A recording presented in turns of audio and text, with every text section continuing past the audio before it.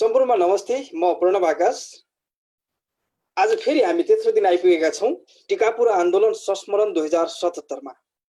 भाद्र 4 गतेदेखि 6 गतेसम्म हामी निरन्तर प्रत्येक दिन 2 बजेदेखि टिकापुर आन्दोलन अथवा थरुहट आन्दोलन र त्यसपछिका विभिन्न कुराकानीहरू विभिन्न दृष्टिकोणबाट नियाल्दै आइरहेका छौं। र आज हामी तेस्रो दिनसम्म आइपुग्दाखेरि टिकापुर विद्रोह अभियानका दृष्टिकोणबाट पहिलो दिन कुराकानी गर्यौं। त्यसैगरी दोस्रो दिनमा हामीले थरुहट अथवा थारू आन्दोलनमा मिडियाको निष्पक्षता के कस्तो थियो अथवा छ यो विषयमा हिजो कुराकानी गरेका थियौं। र आजको दिन अथवा आज अन्तिम सेसन हामीले कुराकानी गरेका छौं टिकापुर आन्दोलन पछिको कार्यदिशा के हुनेछ त। त्यसको लागि हामी सम्पूर्ण उपस्थित भइसकेका छौं तपाईहरुसँग। हामीलाई अहिले तपाईहरु हेर्दै हुनुहुन्छ ख्याल बगाल र थारू पत्रकार संघ नेपालको आयोजनामा भइरहेको कार्यक्रममा विभिन्न अनलाइन पोर्टलहरुदेखि लिएर विभिन्न सामाजिक सञ्जालमा रहेका पेजहरुबाट तपाईहरुले हामीलाई हेर्दै हुनुहुन्छ। हामीलाई सहयोगको रूपमा साथ दिइराख्नु भएको छ डिजिटल पार्टनरको रूपमा थारू कम्युनिटी थारुवा.com, आफन थारू समुदाय तराईनेपाल.com, थारुवा.com, त्यसैगरी मिडिया पार्टनरको रूपमा दङ्गीशरण.com, केरलीन्यूज.com, पहुरा.com, pbmnews.com, लघु अग्रासन फ्री प्रेस नेपाल.com र त्यसैगरी बिजनेस पार्टनरको रूपमा हुनुहुन्छ अमेजन नेपाल.com। यी विभिन्न ठाउँहरुबाट तपाईहरुले हामीलाई प्रत्यक्ष हेरिराख्नु भएको छ। र आजको विषयवस्तुमा आजको टिकापुर आन्दोलन पछिको कार्यदिशा के त भन्ने विषयमा कुराकानी गर्नको लागि हामीसँग अतिथिहरु आइसक्नु भएको छ। र आजको कार्यक्रम हामीले करिब 1.5 घण्टासम्म गर्नेछौं। र त्यो 1.5 घण्टा अवधिसम्मको लागि मैले आजको कार्यक्रमको सहजकर्ता आदरणीय सन्त कुमार चौधरी सरलाई अबको सेसन म हस्तान्तरण गर्न चाहन्छु। हस्त। धन्यवाद। यहाँलाई धेरै धेरै धन्यवाद दिन चाहन्छु। आज भदौ 6 गते हामी भोलि भदौ 7 गतेलाई स्मरण गर्दैछौं। पहिचान, प्रतिनिधित्व, स्वायत्तता, समानता र स्वाभिमानको लडाईँ गर्दै आएका थारूहरूको 2 दिने एकीकृत थरुहट राष्ट्रिय भेला चितवनको सौराहामा आयोजना गरिएको प्रसङ्गदेखि आजको विषय सुरुवात गर्न चाहन्छु। थारू कल्याणकारिणी सभा केन्द्रीय समितिले आयोजना गरेको कार्यक्रममा थरुहट आन्दोलनको विषयमा छलफल निकै भयो। त्यति बेला भेलाका पहिलो दिन एकीकृत भेलाको महत्त्व, स्वाभिमानको लडाई, उपलब्धिको विषयमा प्रत्येक जिल्लाका शाखाहरूले आफ्नो धारणाहरू प्रस्तुत गरेका छन्। सौराहाको भेलाको विषयलाई मैले यहाँ चाहिँ राख्दैछु। थारू कल्याणकारिणी सभा केन्द्रीय उपाध्यक्ष पन्नुलाल चौधरीको अध्यक्षतामा आयोजना गरिएको कार्यक्रममा त्यति बेला पहिचान र स्वाभिमानको लडाईँमा थारू कल्याणकारिणी सभा केन्द्रले उपलब्धिमूलक भूमिका खेल्न नसकेको भन्दै चर्को आलोचना भयो। केन्द्रीय समितिले खेलेको भूमिका प्रति सबै शाखाका पदाधिकारीहरूदेखि थारू आन्दोलनका अगुवाहरूले निकै रोष प्रकट गरे। त्यो भेलामा थरुहट आन्दोलनपछि प्राप्त उपलब्धि र अहिलेसम्म भएका कमी कमजोरी सँगै भोलिका दिनमा कसरी अगाडि बढ्ने भन्ने विषयमा छलफल गर्न देशभरका थारू चाहिँ अगुवाहरू चाहिँ चितवनको त्यति बेला सौराहामा जम्मा भएका थिए। त्यो भेलाले पनि ठोस निष्कर्ष निकाल्न सकेन। अब थारूहरू कसरी अगाडि बढ्ने भन्ने विषयमा निकै छलफल बहस चल्यो। तर पनि कुनै पनि खालका चाहिँ निचोड निस्किएन। बरु त्यसले चाहिँ एकले अर्कालाई कटाक्ष गर्दै सौराहाबाट चाहिँ थारू अगुवाहरू, थारू नेताहरू बिदा भए। पछि अपेक्षा आम थारू समुदायले अपेक्षा गरेको थियो सम्भवतः थारूहरूको आन्दोलनले अब कुनै न कुनै नयाँ खालले प्रस्तुत होला र अब थारूहरू एकजुट होला, अब त अगाडि बढ्ला भन्ने खालको चाहिँ अपेक्षा गरिएको थियो। त्यो खालको अपेक्षा हुन सकेन। म चाहिँ आजको अतिथिहरूलाई स्वागत गर्नुभन्दा पहिला यो अर्थमा किन मैले जोड्दैछु भने यो आजको हाम्रो शीर्षक पनि चाहिँ यो थरुहट आन्दोलनको भूमिको रूपमा पछिल्लो पटक चिनिएको, अलिकता सबैतिर चर्चा पाएको यो टिकापुर आन्दोलन, त्यो आन्दोलनलाई सबभन्दा पहिला माथि स्मरण गर्ने चाहिँ जमरको सहित मैले धेरै हैन 2 मिनेटमा यी थोरै व्याख्या चाहिँ सबभन्दा अगाडि जोड्छु। त्यसपछि मैले चाहिँ आजका चाहिँ हाम्रा गेस्टहरुसँग मैले सिधै चाहिँ अन्तर्क्रियात्मक संवाद, अन्तर्क्रियात्मक छलफल र बहस गर्ने चाहिँ जमर्को गर्नेछु। पहिलो संविधान सभा निर्वाचनको 2064 को प्रतिरोध वा जागेको थरुहट, 2064 सालको प्रतिरोधमा जागेको थरुहट आन्दोलन 2072 को टिकापुर घटनापछि भताभुङ्ग भयो। टिकापुर आन्दोलनसम्म आइपुग्दा फेरि थारू अगुवा नेताहरू विभाजित हुन पुगे। टिकापुर घटनाको आरोपमा 3 वर्ष जेल बसेर छुटेका लक्ष्मण थारू फेरि टिकापुरबाटै आफ्नो शक्ति देखाउन चाहन्थे। उसो त गत असारमा चितवनको सौराहामा भएको थारूहरूको एकीकृत भेलामा उनले भदौ 7 गते टिकापुरबाटै आन्दोलनको उद्घोष गर्ने प्रस्ताव राखेका थिए ती भेलामा। तर त्यसैमा नेताहरू विभाजित देखिए। एक थरी नेताहरूले टिकापुरमा सद्भाव बिथोलिने र फेरि थारूमाथि नै गलत खालका चाहिँ आरोप आउन सक्ने भन्दै टिकापुरमा कार्यक्रम नगर्ने पक्षमा उभिए। अर्का थरी नेताहरू भने जहाँबाटै बिथोलिएको हो त्यहीबाट टिकापुरबाटै फेरि आन्दोलनको सुरुवात गर्नुपर्छ, नयाँ ढङ्गबाट चाहिँ अब आन्दोलन सुरु गर्नुपर्छ भन्ने पक्षमा देखिए।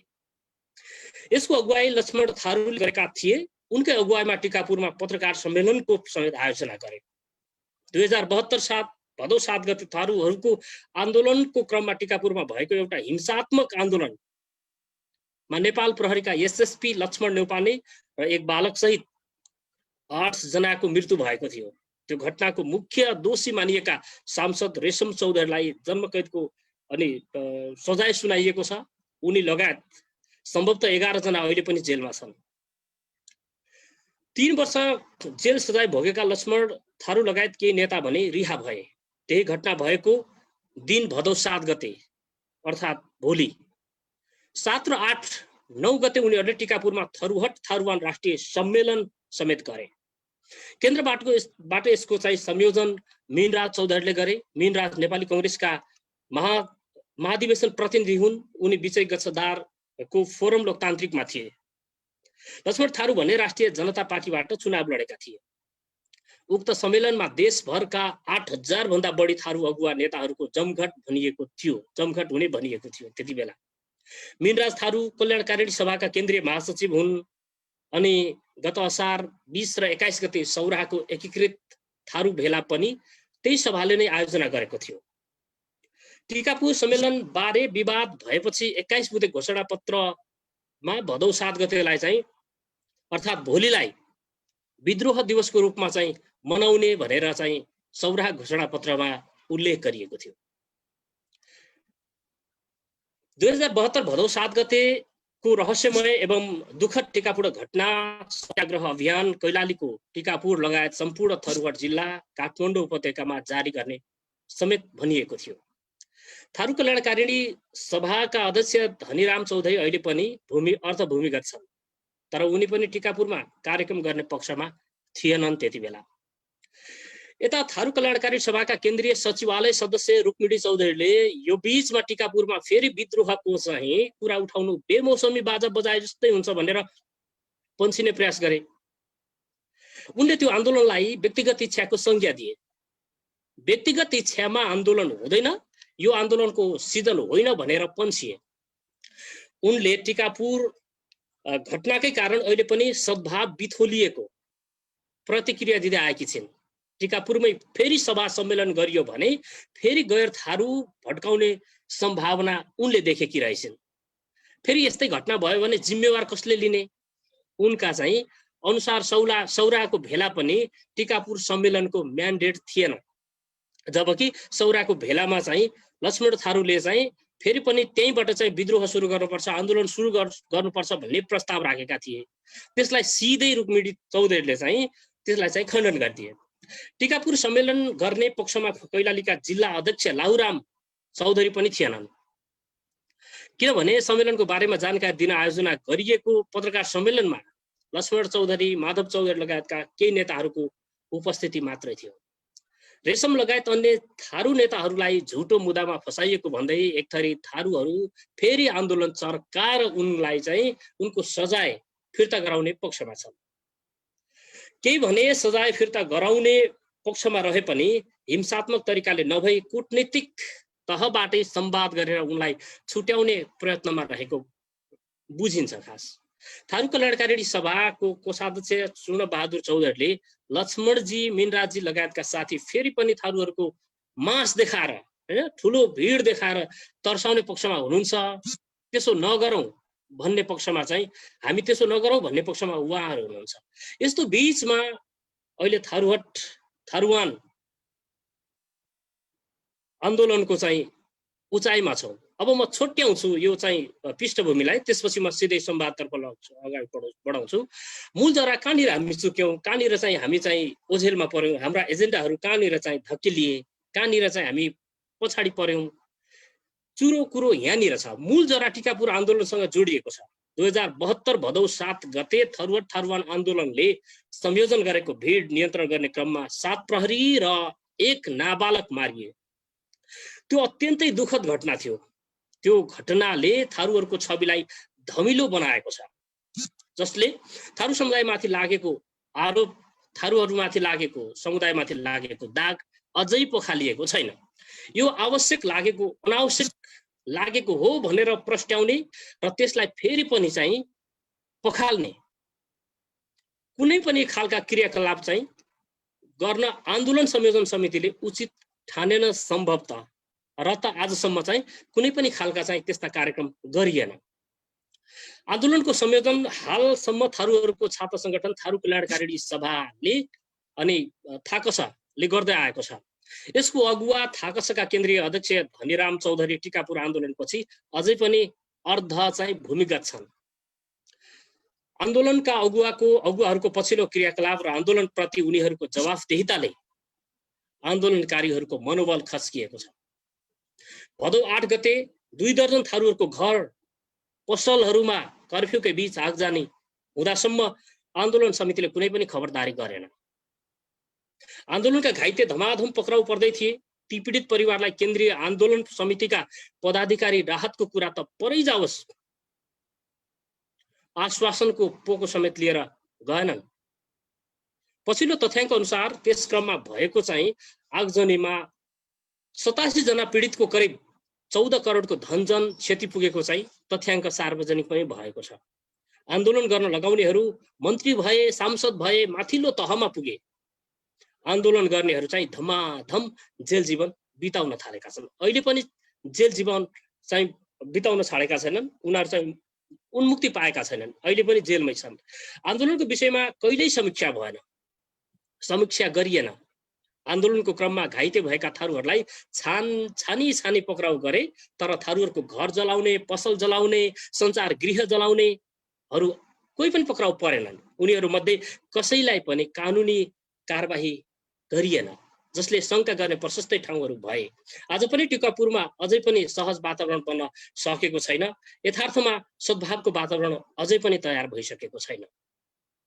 आखिर कहाँनिर चुक्यो भन्ने विषयमा चाहिँ अब म अन्तिम एउटा निचोड राखेर, अन्तिम बुदा राखेर यहाँहरूसँग चाहिँ सिधै म संवादमा प्रवेश गर्छु।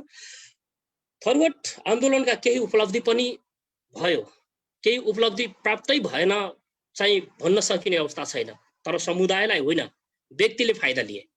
टिकापुर आन्दोलनको उत्कर्षकै बलमा कैलाली घर भएका फोरम लोकतान्त्रिकका नेता रामजनम चौधरी स्वास्थ्य मन्त्री भए।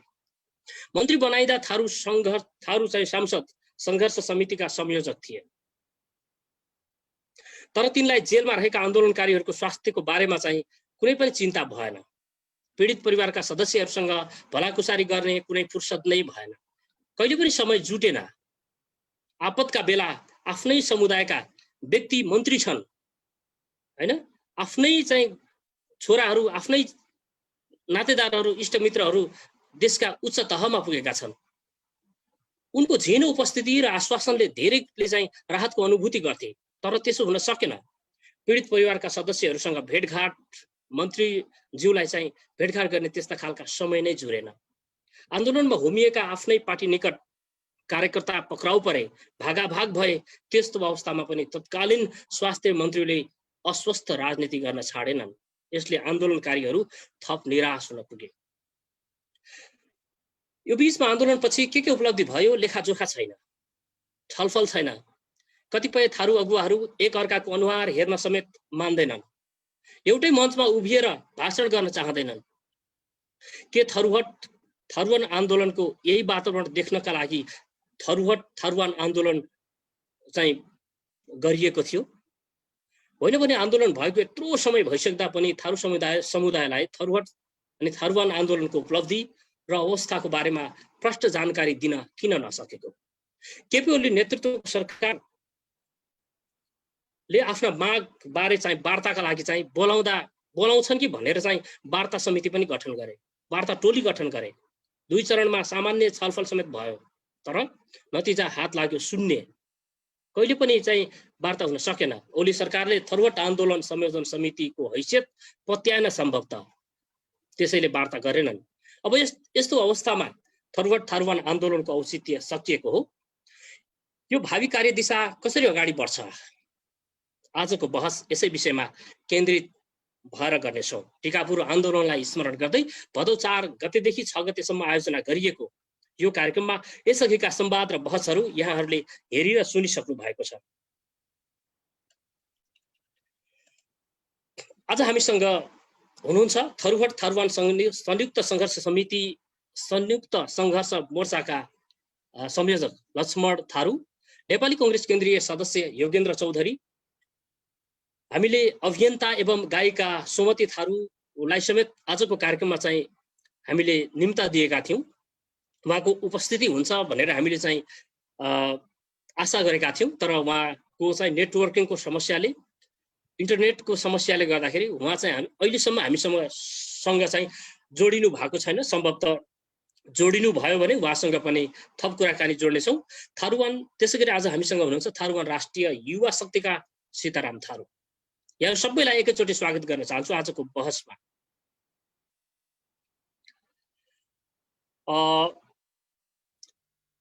आजको बहसमा सबभन्दा पहिला मैले चाहिँ धेरै अलिकता लामो पृष्ठभूमि जोडेँ, किनभने आम पाठक, आम दर्शक हामीलाई हेरिरहनु हुने धेरैलाई टिकापुर आन्दोलनलाई टिकापुर हत्याकाण्डको रूपमा चाहिँ बुझ्ने गरेका छन्। टिकापुर हत्याकाण्ड भनेपछि टिकापुर आन्दोलन भनेर चाहिँ जान्दा रहेछन्। टिकापुर हत्याकाण्ड भन्दाखेरि अलिकता उनीहरूलाई सहज हुने हो कि सम्भवतः त्यही भएर टिकापुर हत्याकाण्ड भनेपछि त्यो आन्दोलनलाई स्मरण गर्दा रहेछन्। तर टिकापुर हत्याकाण्ड नभई टिकापुर आन्दोलनको विषयमा आज मैले त्यही भएर अलिकता थोरै पृष्ठभूमिलाई जोड्न खोजेँ र सबभन्दा पहिला म चाहिँ लक्ष्मण थारूबाटै आजको बहस सुरु गर्न चाहन्छु। हामीलाई जानकारी दिनुहोस्, सबभन्दा पहिला कहाँ पुग्यो थारुवान आन्दोलन अहिले कहाँ पुगेको छ?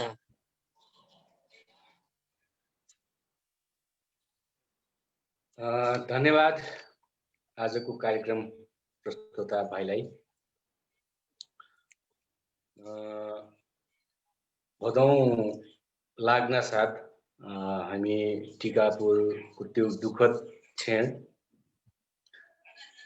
सबैले संस्मरण गर्छौँ, मनन गर्छौँ र याद गर्छौँ। हामी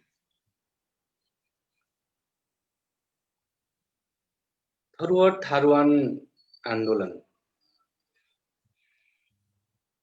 न तपाईको कल्पनामा थियो, न मेरो कल्पनामा थियो, न कसैको कल्पना थियो, किनकि यो देशको थारूहरूलाई राज्यले जहिले पनि कजाउँदै आयो, श्रम लुट्दै आयो र यिनीहरूमाथि राज गर्दै आयो।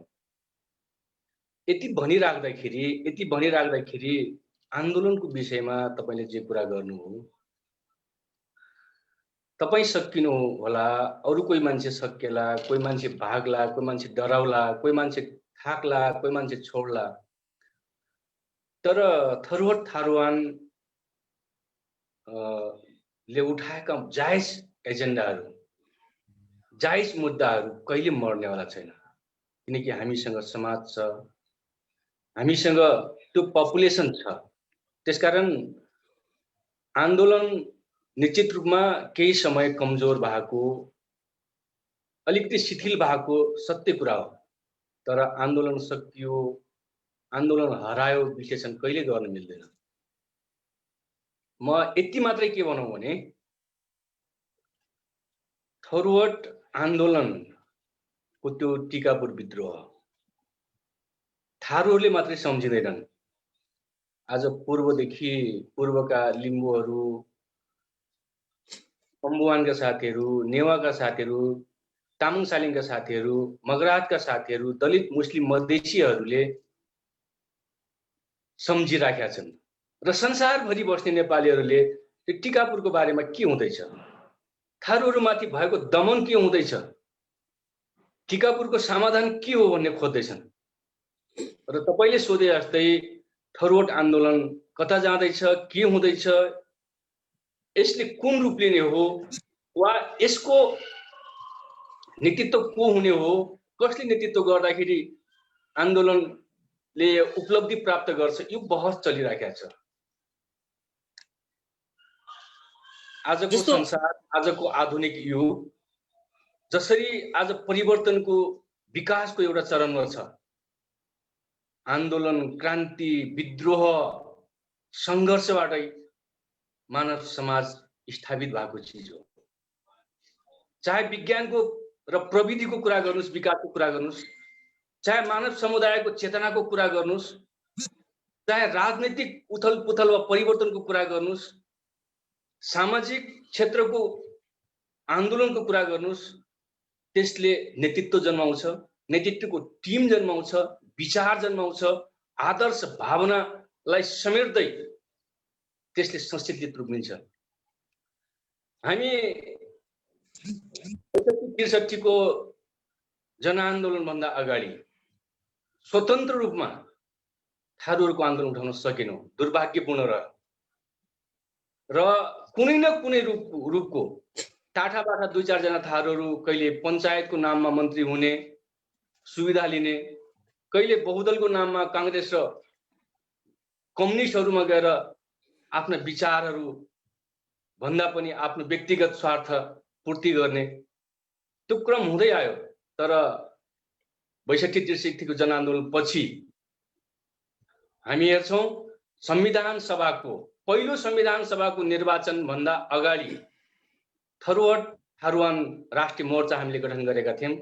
गिरिजा प्रसाद कोइराला प्रधानमन्त्री हुँदाखेरि 5 बुँदे सहमति हामीले बालुवाटारभित्र गरेका थियौं, जसमा लेखिएको थियो संविधान सभाले थरुवट प्रदेशको सुनिश्चितता गर्नेछ। पहिलो संविधान सभाको निर्वाचन पछि प्रचण्ड प्रधानमन्त्री हुँदाखेरि 5 बुँदे सहमति भयो, विशाल थरुवट आन्दोलन भयो। कहीं कतै कसैको व्यक्तिगत मनोगत इच्छाले भएको थिएन, थारूहरूमाथि भएको उत्पीडन, शासनको अहंकारको विरुद्ध विद्रोह पटक पटक हुँदै आएको छ र अहिले पनि हामी निरन्तर आन्दोलनमा छौं। त्यसकारण आन्दोलनको संश्लेषण, थरुवट थारुवान अभियानको कुरा, अधिकारमुखी न्यायको लागि उठेको आवाज कसैले दबाएर, बन्दुकले दबाएर, जुठा मुद्दा लगाएर दबाएर दब्ने कुरा थिएन, दब्दैन। पहिलो कुरा। दोस्रो कुरा, नेपालको शासन सत्ता र नेपालका शासकहरू र नेपालमा रहेका ठूला दलहरू सबैको चरित्र, सबैको टेन्डेन्सी के हो भने सामन्तवादी चरित्र। चाहे तपाई समाजवाद भन्नुस्, चाहे लोकतन्त्र भन्नुस्, चाहे गणतन्त्रवादी भन्नुस्, चाहे संहिता पक्षधर भन्नुस्, जो अहिले सत्तामा छन् र जसको ठूला पार्टीहरू छ, त्यो सबै पार्टीहरूमा सत्तामा अहिले पनि सामन्तवादी चरित्र देखिन्छ। सामन्तवादी चरित्रले किसानहरूको उत्पादन, मजदुरको श्रमको मूल्य जहिले पनि शोषण गर्छ र ऊ आत्मनिर्भर उत्पादन गर्दैन। आत्मनिर्भर उत्पादन नगरिसकेपछि 95% थारूहरू कृषिमा आधारित, कृषिलाई नै आफ्नो जीविका उपार्जन गर्ने जुन थात थलो हो, त्यो कमजोर हुन्छ। सामन्तवादी चरित्रले, सामन्तवादी संस्कारले व्यक्तिगत महत्त्वकांक्षी, व्यक्तिगत लेनदेन वा फाइदा वा घाटाको कुरा गर्छ। त्यसकारण केही नेता भनिएका थारूहरू एमालेमा होलान्, कांग्रेसमा होलान्, माओवादीमा होलान्, अरू पार्टीमा होलान्, तपाई चिन्ता नगर्नुस्। यो ट्रेन्ड अहिले मात्रै होइन, नेपाल मात्रै होइन, संसारभरि देखिन्छ। जुन समुदायले अधिकार पाएको हुँदैन, जुन समुदायमाथि सबभन्दा ठूलो अपमान भएको हुन्छ, त्यो समुदायका केही मान्छेहरू बिक्ने, केही मान्छेहरू लालचमा कुनै पार्टीमा, ठुला पार्टीमा आबद्ध हुने यो संस्कार चल्दै हुन्छ। त्यसकारण म के देख्छु भने सामन्तवादी संस्कारबाट हुर्किएको अहिलेको लोकतन्त्रवादी नेताहरू, गणतन्त्रवादी नेताहरू संघीयता चाहने वा नचाहने नेताहरूको केन्द्रीकरण कम्युनिस्ट र कांग्रेसको रूपमा भएको छ। यिनीहरूको सैद्धान्तिक आधार कति बेला यिनीहरू समाजवाद भन्छन्, कति बेला यिनीहरू साम्यवाद भन्छन् र फुटकर कुराहरू, फुटकर स्वार्थहरू र फुटकर इच्छा आकांक्षाहरूलाई पूरा गरेर आफ्नो पार्टीको वर्चस्व कायम गर्छन्। जसले गर्दाखेरि हामी सैद्धान्तिक धरातल खडा गर्न जरुरी छ। राजनीतिक तपाईँलाई मैले यही तपाईँलाई रोकेर मैले चाहिँ थोरै कुरा जोड्न खोजेँ। जस्तो पछिल्लो पटकको यो चाहिँ आन्दोलन थारूहरूको चाहिँ माग मुद्दाहरू, थारूहरूको एजेन्डाहरूलाई टिकापुर आन्दोलनसँग मात्रै जोडिएको चाहिँ हामीले पछिल्लो चाहिँ बहसहरू, पछिल्लो चाहिँ विषयहरू चाहिँ देखिरहेछौँ। खास गरी चाहिँ आम गैर थारूहरूले चाहिँ टिकापुर आन्दोलन पछि थारूहरूको चाहिँ आन्दोलन अब तुहिएको हो, टुङ्गिएको हो पनि एक खालको चाहिँ चर्चा परिचर्चा गर्न थाले भने कतिपयले चाहिँ त्योभन्दा अगाडिका चाहिँ आन्दोलनहरू बिर्सिए। त्योभन्दा अगाडिका आन्दोलन हाम्रा चाहिँ थारूहरूको चाहिँ आन्दोलन त राज्यको पुनर्संरचना हुने बेला जब संघीयता चाहिँ आउने कुराहरूमा बहस हुन थाले त्यति बेलादेखि नै थारूहरूको चाहिँ एक खालको चाहिँ आन्तरिक आन्दोलन त्यति बेलादेखि नै सुरु भएको थियो र आन्दोलनको क्रममा पटक पटक चाहिँ आन्दोलनहरू भए। थरुवट स्वायत्त प्रदेशदेखि लिएर हैन, कहिले चाहिँ हामी एक मधेस के अरे पहिला मेरो कुरा पुराउन दिनुस्। त्यसकारण मलाई के लागेको विषय हो भने र मैले अध्ययन गरेको विषय के हो भने सामाजिक संरचनाहरूमा एउटा मान्यता छ, सामाजिक संस्कारहरूमा एउटा गौरव गर्ने ठाउँहरू छ जहाँ धरोहरहरू छन्। त्यसकारण तपाईले उठाएको आजको बहसमा म मात्रै के गर्छु भने हामी समाजवाद वा साम्यवाद भन्ने पार्टीहरूबाट विक्षिप्त छौं तर पनि केही न केही मान्छेहरू चुनावको टिकटको लागि, सांसद बन्ने खोपले, मन्त्री बन्ने खोपले, व्यक्तिगत पारिवारिक सुविधाहरू सम्पन्नताका लागि केही आशाहरू गर्ने ठाउँहरू छ। र तपाईले म के भनौँ भने के हामी थरुवट प्रदेश पाइसकेपछि हाम्रो अन्तिम लक्ष्य हुनेछ? के हाम्रो पहिचान संविधानमा यदि क्लियर गर्यो भने के हाम्रो आन्दोलन समाप्त हुन्छ? ल मान्नुस् 1 नम्बर प्रदेश, अहिलेको एजिटेड 1 नम्बर प्रदेशलाई लिम्बुवान प्रदेश घोषणा गर्यो अरे के लिम्बुहरूको आन्दोलन समाप्त भयो? लिम्बुहरूको विचार, उनीहरूको सैद्धान्तिक आधार, राजनीतिक आन्दोलनको मुद्दाहरू के त्यहीसँग मात्रै टार्गेट गरेको हो? त्यसो होइन, त्यसो हुन सक्दैन। त्यसकारण हामीले के भनेका छौँ भने पोहोर सालको 1 वर्ष अगाडि टिकापुरमा जुन किसिमको राष्ट्रिय सम्मेलन हामीले गर्यौं, मलाई कहिलेकाहीँ बहुत दुःख लाग्छ, बहुत दुखित हुन्छु म कहिलेकाहीँ। हामी 42 महिना जेल बसिराख्दाखेरि आफूले नेता भन्ने मान्छेहरू, आन्दोलनकारी संस्था भन्ने साथीहरू 100 जना 50 जना 2-4 जिल्लाका साथीहरूलाई केन्द्रित गरेर छलफल गर्न सकेनन्। आन्दोलनको टार्गेट के हुन सक्छ, आन्दोलनको निकास के हुन सक्छ, आन्दोलनको स्वरूप के हुन सक्छ, कसरी आन्दोलनलाई अगाडि बढाउने, हामीलाई जुन किसिमको आज न्याय खोज्नु पर्ने भएको छ, अधिकार खोज्नु पर्ने बेला भएको छ, यो बेला कतिपय साथीहरूले त्यो 42 महिना चुपचाप लागेर बसे। जब हामी जेलबाट बाहिर आइसकेपछि, जेलबाट हामी छुट्यौं, निर्दोष थियौं, छुट्यौं, अझै पनि हाम्रो चित्त दुखाइ छ, हामीलाई मन परेको छैन जिल्ला अदालतको फैसला। त्यसकारण हामी तपाईको ल मान्नुस् मान्य रेशम चौधरी लगायत 11 जना साथीहरू सहित टिकापुर घटनालाई, टिकापुर त्यो विद्रोहलाई राजनीतिक मान्यता दियो, राजनीतिक रूपमा स्वीकारियो भने के हाम्रो आन्दोलन समाप्त हुन्छ? त्यसो होइन, त्यसो हुन सक्दैन। त्यसकारण पोहोरको भदौ 7, 8, 9 को थारूवान राष्ट्रिय सम्मेलनले हामी डिक्लेयर गरेका छौं हाम्रो मुद्दाहरू, हाम्रा एजेन्डाहरू, हाम्रा आधार पत्रहरू हामी तयार गरेका छौं। हामीले के भनेका छौं भने एकदम क्लियर रूपमा हामीले चाहेको यो देशमा सद्भाव, शान्ति, अधिकार र न्यायको लागि अगाडि जाँदाखेरि के हामीसँग विचार विहीन छौँ त? हामी आदर्श विहीन छौँ, हामी सिद्धान्त विहीन छौँ, राजनीतिक दृष्टिकोण हामी बनाउन सक्दैनौँ। त्यसकारण तपाईँ हेर्नुहुन्छ, हामी जेलबाट छुटिसकेपछि सीताराम भाइहरू, मीनराज जीहरू, त्यसपछि हाम्रो पूर्वका साथीहरू केही राजकुमार लेखीहरू, श्रवण थारूहरू, तुलसी थारूहरूको एउटा ठुलो समूह, ठुलो टिम बन्यो र हामी टिकापुरमा सम्मेलन सम्पन्न गर्यौँ। मान्छेले हामीलाई तर्साउँथे, धम्की दिन्थे, फेरि मुद्दा लाग्छ, फेरि जेलमा जान्छौ। के गल्ती गरेका थियौँ? हो, सत्य कुरा हो। दबिएको समुदाय जो अधिकार विहीन हुन्छ, जसलाई कजाइएको हुन्छ, जसमाथि शासन गरिएको हुन्छ, जसको श्रम लुटिएको हुन्छ, जसको पहिचान खोसिएको हुन्छ, जसको धरोहर गुम्नै लागेको हुन्छ, त्यो समुदायलाई राज्यले के बुझाएको छ भने आतंक फैलाउँदा, जुठा मुद्दा लगाउँदा यिनीहरू कमजोर हुन्छन् वा यिनीहरू कमजोर भएर डराउँछन्, पछि हट्छन्, ठाक्छन् भनेर जुन बुझाएको छ, यो निष्कर्षले राज्यलाई घाटा हुनेछ। तर हामी एकदम क्लियर के छौँ भने हामी राजनीतिक रूपमा अगाडि बढ्दैछौँ। थरुवाड थारुवान राष्ट्रिय मोर्चा लुज फोरम हो। यसमा कतिपय कांग्रेसको साथीहरू हुनुहुन्छ, कतिपय अरू पार्टीका साथीहरू हुनुहुन्छ, हामी स्वतन्त्र मान्छेहरू पनि छौँ। यो लुज फोरमले आन्दोलनको मोर्चा, आन्दोलनको एउटा तागत, इनर्जी स्टोर गर्दैछ। इनर्जी स्टोर गर्ने बेलामा हामीले के भनेका छौँ भने हाम्रो लक्ष्य संविधान संशोधन गर्ने मात्रै होइन, हाम्रो लक्ष्य टिकापुरले न्याय पाउने मात्रै होइन, हाम्रो लक्ष्य हाम्रो पहिचान बचाउने मात्रै होइन। हामीले यो देशको राजनीतिक क्षेत्रमा हामी पनि विचार दृष्टिकोण निर्माण गरेर सिद्धान्त सहितको अवधारणा निर्धारण गरेर हामी अगाडि जान सक्छौँ भन्ने मान्यता राख्छौँ। हामी रेडिमेड क्याप्सुल खाएर कुनै पार्टीको सदस्य बन्न चाहदैनौँ। रेडिमेड क्याप्सुल खाएर कुनै पार्टीका सांसद वा मन्त्री बन्ने लालच बोकेका साथीहरूको त्यो इच्छालाई हामी अहिले किल गर्न सक्दैनौँ।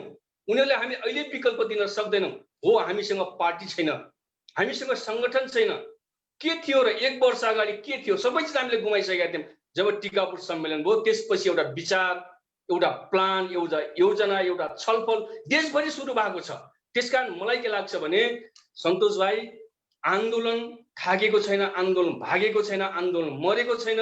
आन्दोलनले नयाँ ऊर्जा सहित, नयाँ युवाहरूको तागत सहित, चेतना सहितका युवाहरू, विद्वान युवाहरूको केन्द्रीकरण आन्दोलनमा जाँदैछ, जसको कारणले हामी हेर्छौँ बितेको पछिल्लो 1 वर्षको अभियान हेर्नुहुन्छ भने पूर्व मेची, लिम्बुवान, खम्बुवान, तामसालिङ, मगरात, नेवा, थरुवाड, मुस्लिम, दलित, मधेसीहरूको एउटा केन्द्रीकरण सुरु भएको छ। हो, तपाईलाई यो उपलब्धिको विषयमा पनि ठुलो बार्गेनिङ गर्नका लागि यिनीहरूले यो गतिविधि गर्दैछन्। त्यसो होइन, हामी हाम्रो पहिचान स्थापित गर्दै हाम्रो गुमेको सबै चिज हामीले प्राप्त गर्नका लागि हामीसँग विचार सिद्धान्त सहितको सांगठनिक अवधारणा हुनुपर्छ। यो छलफलमा हामी छौँ। यसले मात्रै निकास दिन सक्छ, न कि थारूको मात्रै कुरा गरेर, लिम्बूको मात्रै कुरा गरेर, एउटा समुदायको कुरा मात्रै गरेर।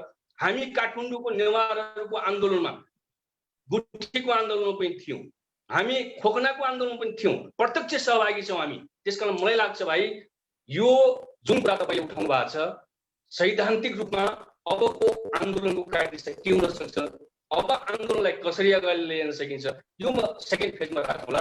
अहिले मैले यति नै राखेँ। जस्तो मलाई आज चाहिँ एकदमै खुलेरै बहस गर्न मन लागेको, किनभने हामीले पटक पटक चाहिँ सधैँ एउटै विषयमा बहस गरिराख्न चाहिँ आवश्यकता मैले ठान्दिनँ। किनकि बहस भनेको चाहिँ ग्रासल्यान्डबाटै चाहिँ हुनुपर्छ र त्यसले चाहिँ कुनै न खालका चाहिँ ठोस चाहिँ निचोड निकाल्नुपर्छ। त्यस कारणले आजको बहस चाहिँ म एकदम गम्भीर भएर चाहिँ आजको विषय चाहिँ एकदम तल्लो धरातलमै उभिएर धरातलमै बसेर चाहिँ यो बहसले कुनै चाहिँ तार्किक निष्कर्ष निकालोस् भनेर मैले चाहिँ अलिकति यो बहसलाई चाहिँ खुल्ला रूपमै लैजाउँ भनेर मैले चाहिँ जोड दिन खोजेको। म एकैछिनपछि सीताराम सर, आज त्यसपछि हाम्रा अर्का चाहिँ सरसँग चाहिँ एकैछिनपछि जोडिन्छु।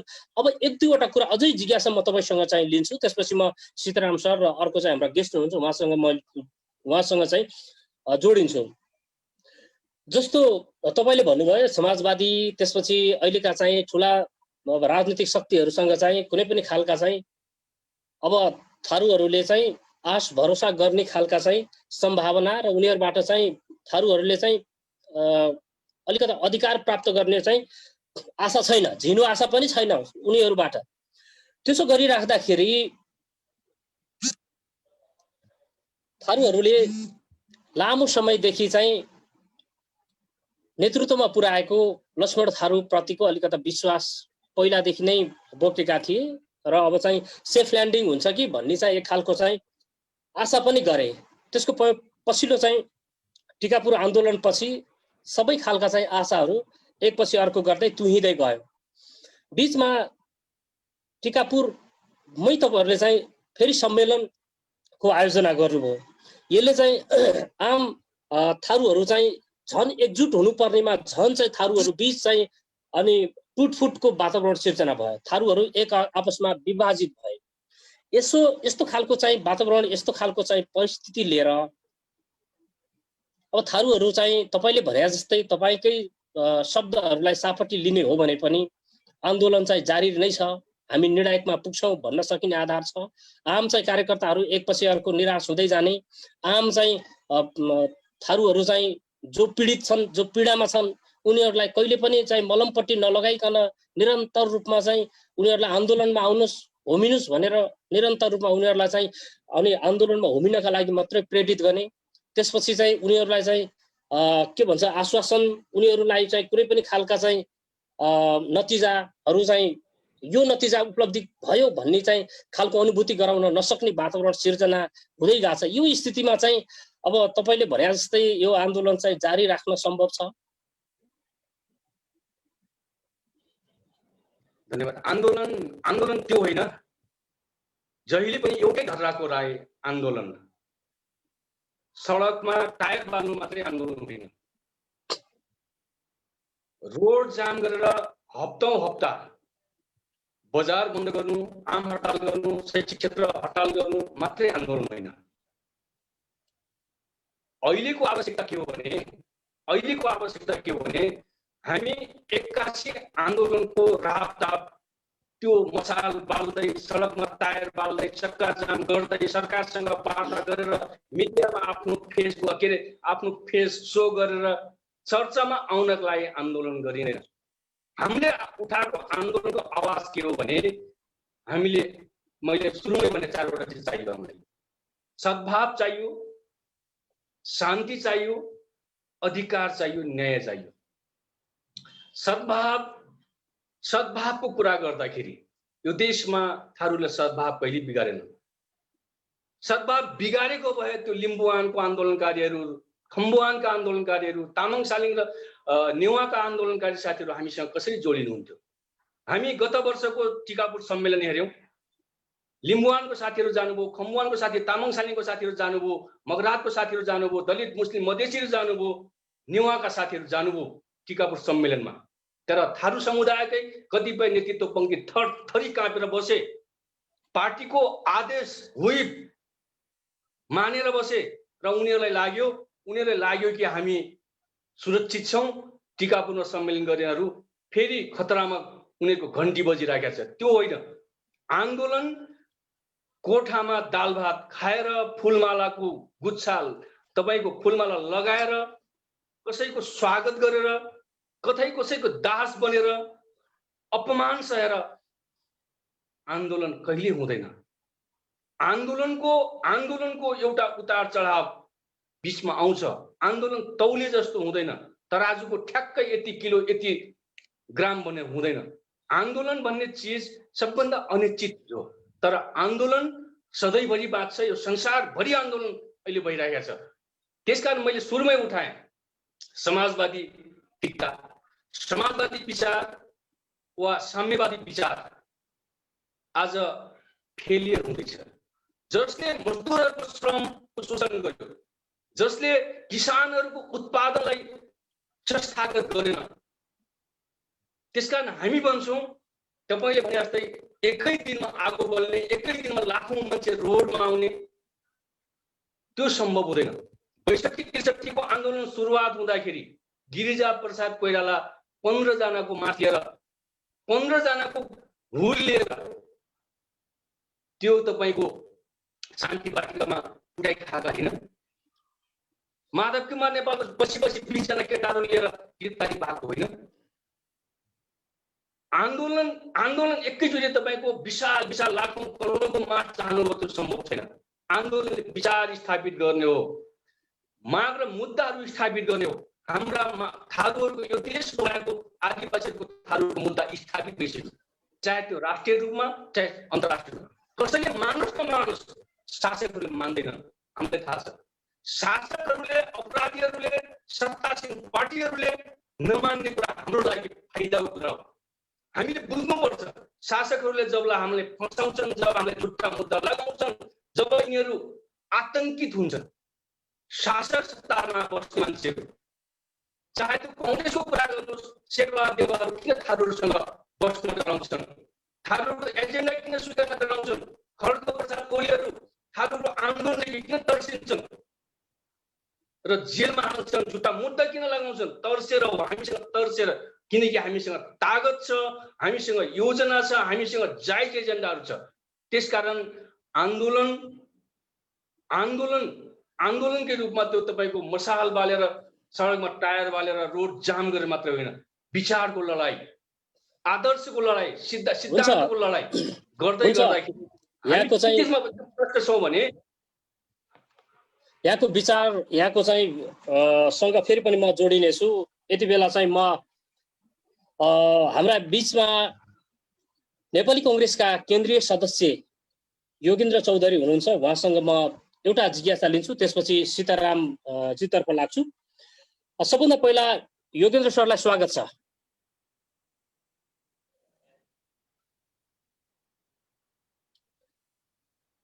योगेन्द्र सरले सुन्नु भएको छ मेरो आवाज? योगेन्द्र सरको चाहिँ माइक चाहिँ म्युट भएको मैले देखिरहेको छु हैन। माइक चाहिँ सरको त्यो अडियो चाहिँ म्युट भएको मैले देखिरहेको छु।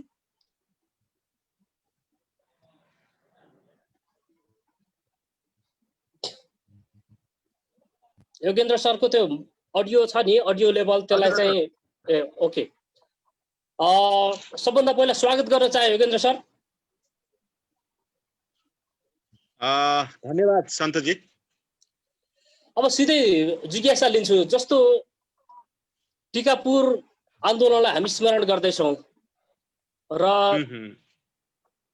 अब तपाईँ एउटा जिम्मेवार राजनीतिक पार्टीमा चाहिँ केन्द्रीय सदस्य जस्तो पदमा हुनुहुन्छ। यति बेला आम थारूहरू न्याय हराएको देश भनेर न्याय मागिरहेका छन्। हामीले न्याय पाएनौँ भनेर चित्कार गरिराखेका छन्। तपाईलाई लाग्छ हामी चाहिँ न्याय अब कहिले पनि पाउँदैनौँ या चाहिँ न्यायका लागि के गर्नुपर्छ? तपाईको विचार बताइदिनुहोस्। सर्वप्रथम त सबै साथीहरूलाई जय थरुवटको अभिवादन टक्राउन चाहन्छु। विशेष गरी धेरै दिनपछि लक्ष्मणजीसँग भेटघाट गर्ने एउटा जुम मार्फत अवसर जोडाइदिनु भएको उहाँ सबै आयोजक साथीहरूप्रति म धन्यवाद व्यक्त गर्न चाहन्छु।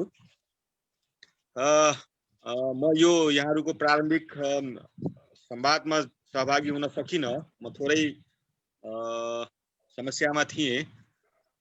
तथापि यहाँहरूको जुन एउटा यो संवादमा म पनि सहभागी हुनै पर्छ भन्ने लागेर म जबरजस्त रूपमा सहभागी हुने चाहिँ अवसरलाई छोपेँ।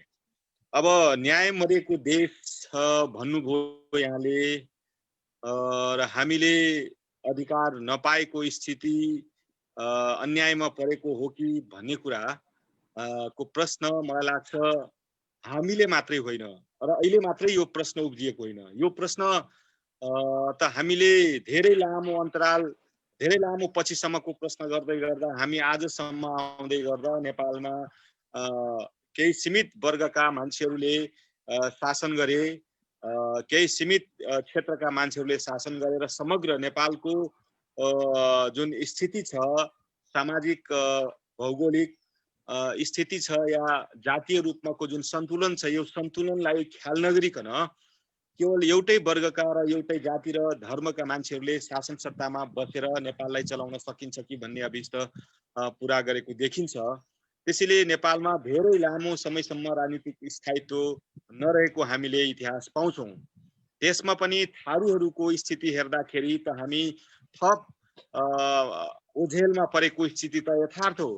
त्यसैले गर्दाखेरि थारूहरूमा चेतनाको स्तर जसरी वृद्धि हुँदैछ त्यसै गरिकन थारूहरूको आफ्नो हक अधिकारको निम्ति आफ्नो पहिचानको निम्ति आन्दोलनमा उत्रिएको राजनीतिक अधिकार मागेको भन्ने कुरा त प्रस्तै छ। त्यसैले गर्दा हामीमाथि अन्याय भयो कि भन्ने कुरा त दुई मतै छैन। तर यसलाई यो अन्यायसँग कसरी लड्ने हो, कसरी न्याय प्राप्तिको महसुस गर्ने हो भन्ने कुरा त हामी आम रूपमा थारूहरूको साझा सहमतिको विषय के बन्न सक्छ, यो राज्य सत्तासँग लड्ने हाम्रा साझा बिन्दुहरू के हुन सक्छन्, यो लडाईको विधिहरू के हुन सक्छन्। केवल आन्दोलन गरौँ भन्दैमा, केवल अधिकारबाट वञ्चित भयौँ भन्दैमा यसका सही र यथेष्ट योजना भएन भने हामी यहाँका शासकहरूसँग लड्न सक्दैनौँ र थप योभन्दा धेरै चाहिँ हामीमाथि अन्याय हुने हो कि भन्ने एउटा आशंका र ती व्यवहारहरू हामी राज्य पक्षबाट भेटाइरहेका छौँ। त्यसैले गर्दाखेरि हामीमाथि अन्याय त भयो, तर यो अन्याय जुन समुदायमाथि अन्याय भयो, जसले चाहिँ आफ्नो देशमा पहिचान पाएन, जुन समुदाय लार्जेस्ट समुदाय भए तापनि देशको मूल प्रवाहमा समाहित हुन सकेन, राजनीति गर्ने नाममा राजनीतिक दलका नेताहरूले या राजनीतिक पार्टीहरूले थारूहरूलाई दास बनाए, कमैया बनाए, त्यसका विरुद्धमा लड्नका निम्ति पनि त योजना, साझा योजना थारूहरूको चाहिन्छ होला, थारूहरूको साझा बुझाइ चाहिन्छ होला। तर यसैमा चाहिँ हाम्रो विमति रहेको, हाम्रो फरक मत रहेको, हाम्रो फरक बुझाइ रहेको हुनाले हाम्रो योजना सफल हुन नसकेको हो। त्यसैले गर्दाखेरि यो बुझाइलाई प्रष्ट रूपमा चाहिँ तल्लो तहको थारू समुदायलाई नबुझाइकन जो ग्राउन्डमा साँच्चीकै अवहेलित भएर बाँचेका थारूहरू छन्, यी समुदायलाई हामी राज्यबाट कसरी वञ्चित भयौँ, यो बहुदलीय प्रतिस्पर्धामा हामी कहाँनिर छौँ, बहुदलीय प्रतिस्पर्धाभित्र राजनीतिक दलहरूले गरेको व्यवहारहरू के हो, अब हामीले चाहिँ राजनीतिक दलभन्दा बाहिर रहेर कसरी आफ्नो अधिकारहरू सुरक्षित गर्न सक्छौँ, राजनीतिक दलभित्र रहेर कसरी पार्टीभित्र हामी चाहिँ लड्न सक्छौँ, यी विभिन्न योजनाहरू बनाउन म जरुरी देख्छु। अन्यथा चाहिँ हामीले बनाएका योजनाहरू, हामीले बनाएका रणनीतिहरू सधैँ एउटै किसिमका हुन्छन् भन्ने मान्यता राखेर गयो भने हामी असफल हुन्छौँ। हामीले प्रारम्भिक रूपमा थारू आन्दोलनलाई जसरी उठान गर्न खोज्यौँ त्यो ठिक थियो, एकदम जायज थियो, एकदम ठिक ठाउँबाट हामीले प्रारम्भ गरेका थियौँ।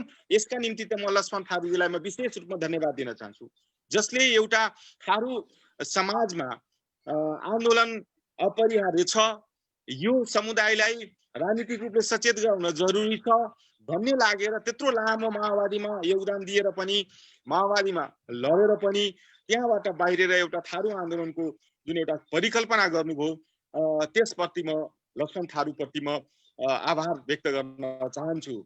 तथापि यो आन्दोलनको बुझाइ कस्तो भयो भने सुरुमा यो आन्दोलन मधेसी विरोधी आन्दोलनको रूपमा हामीले थारू आन्दोलनलाई सङ्गठित गर्नतिर लाग्यौँ।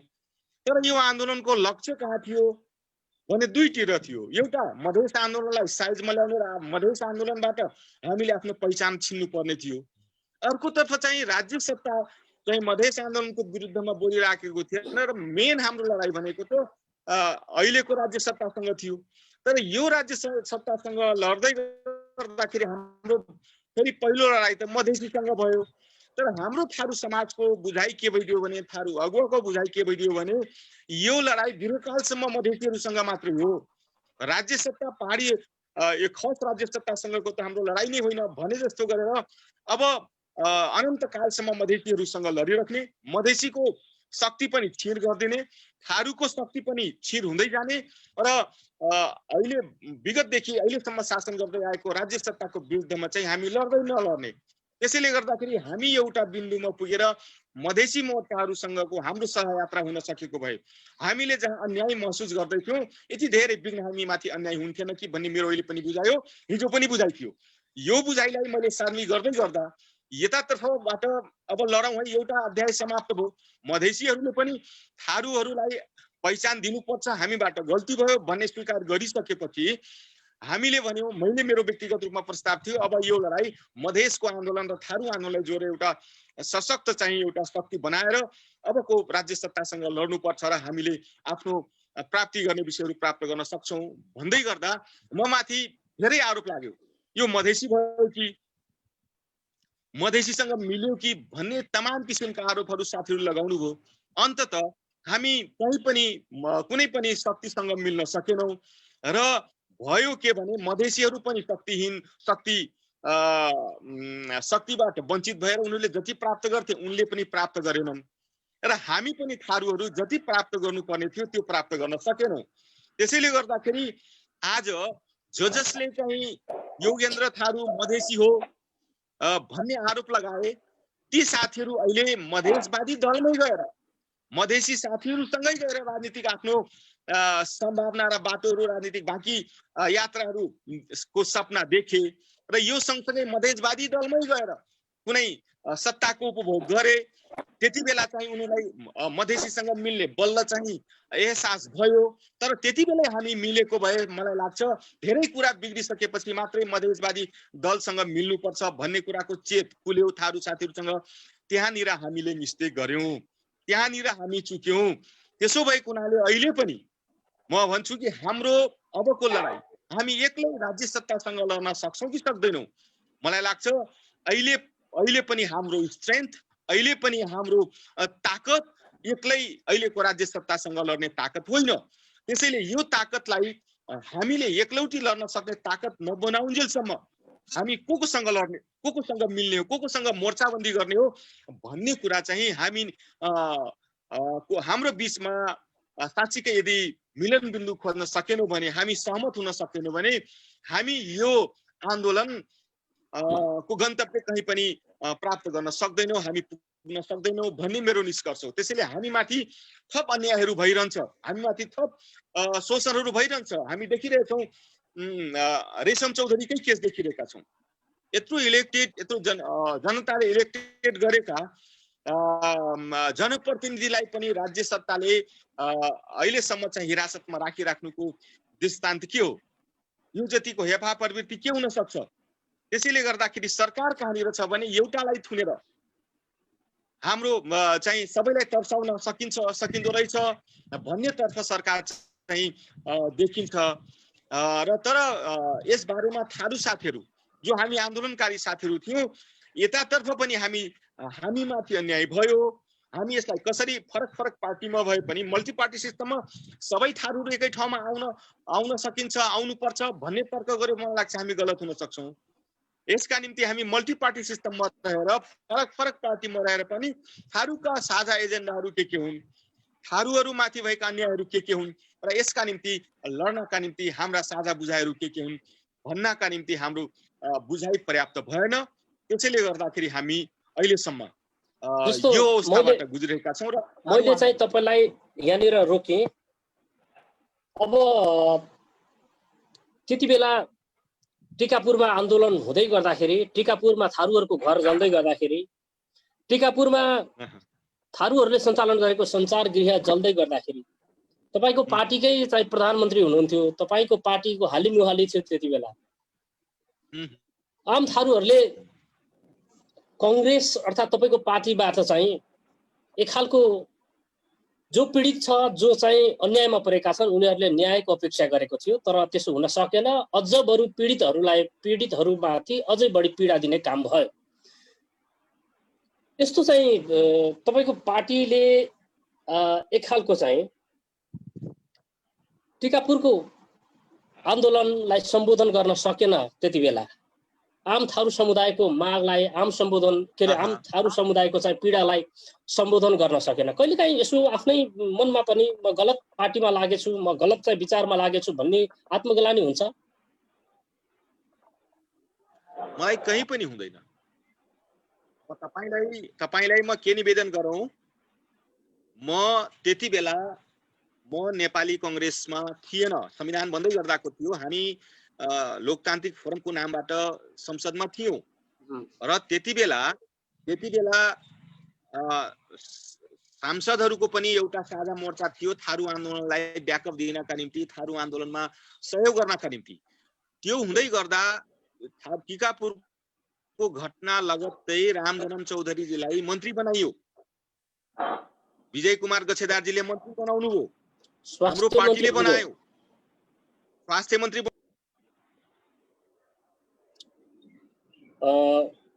तपाईको त्यो अझै पनि मैले भने तपाईँ हामीले भर्खर आन्दोलन गर्यो, यो आन्दोलन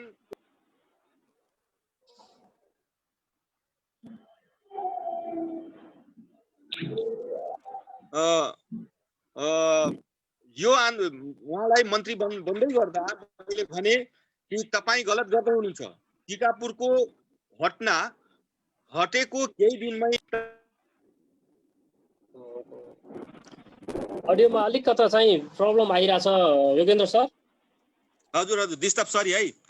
ओके, त्यसैले त्यो कुरा गलत थियो, त्यो स्टेप गलत थियो, त्यो थारू आन्दोलनको भावनाको विपरीत थियो। त्यसैले गर्दाखेरि त्यो बेलामा मैले संसदमा पनि बोलेको थिएँ, यदि केपी ओलीको सरकार बनिसकेको थियो, केपी ओलीको सरकार बन्दै गर्दा मैले म ध्यान आकृष्ट संसदमा बोलेको थिएँ कि रामजन्म चौधरीजी यदि निर्दोष हो भने अरू बाँकी साथीहरू कसरी दोषी हुन्? रामजन्म चौधरीजीलाई केपी ओलीजीले तपाईँले रातो कार्पेट ओछ्याएर स्वागत गर्नुभयो, मन्त्री बनाउनु भयो, आफ्नो क्याबिनेटमा बसाल्नुभयो। तर त्यही आन्दोलन का अन्य साथीहरू चाहिँ दोषी ठहर गरेर तपाईँ चाहिँ देश निकाला गर्नुभयो। देशबाट चाहिँ तपाईँले चाहिँ केही साथीहरूलाई चाहिँ भारततिर पठाउनु भयो या केही साथीहरूलाई चाहिँ हिरासतमा लिएर जेलमा थुन्नुभयो। त्यसैले गर्दाखेरि यो आन्दोलनमा तपाईँहरूको नियत के हो भन्ने कुरा प्रश्न छ। तपाईँको सरकारमा हामी नगएको भए तपाईँको सरकारमा बन्ने,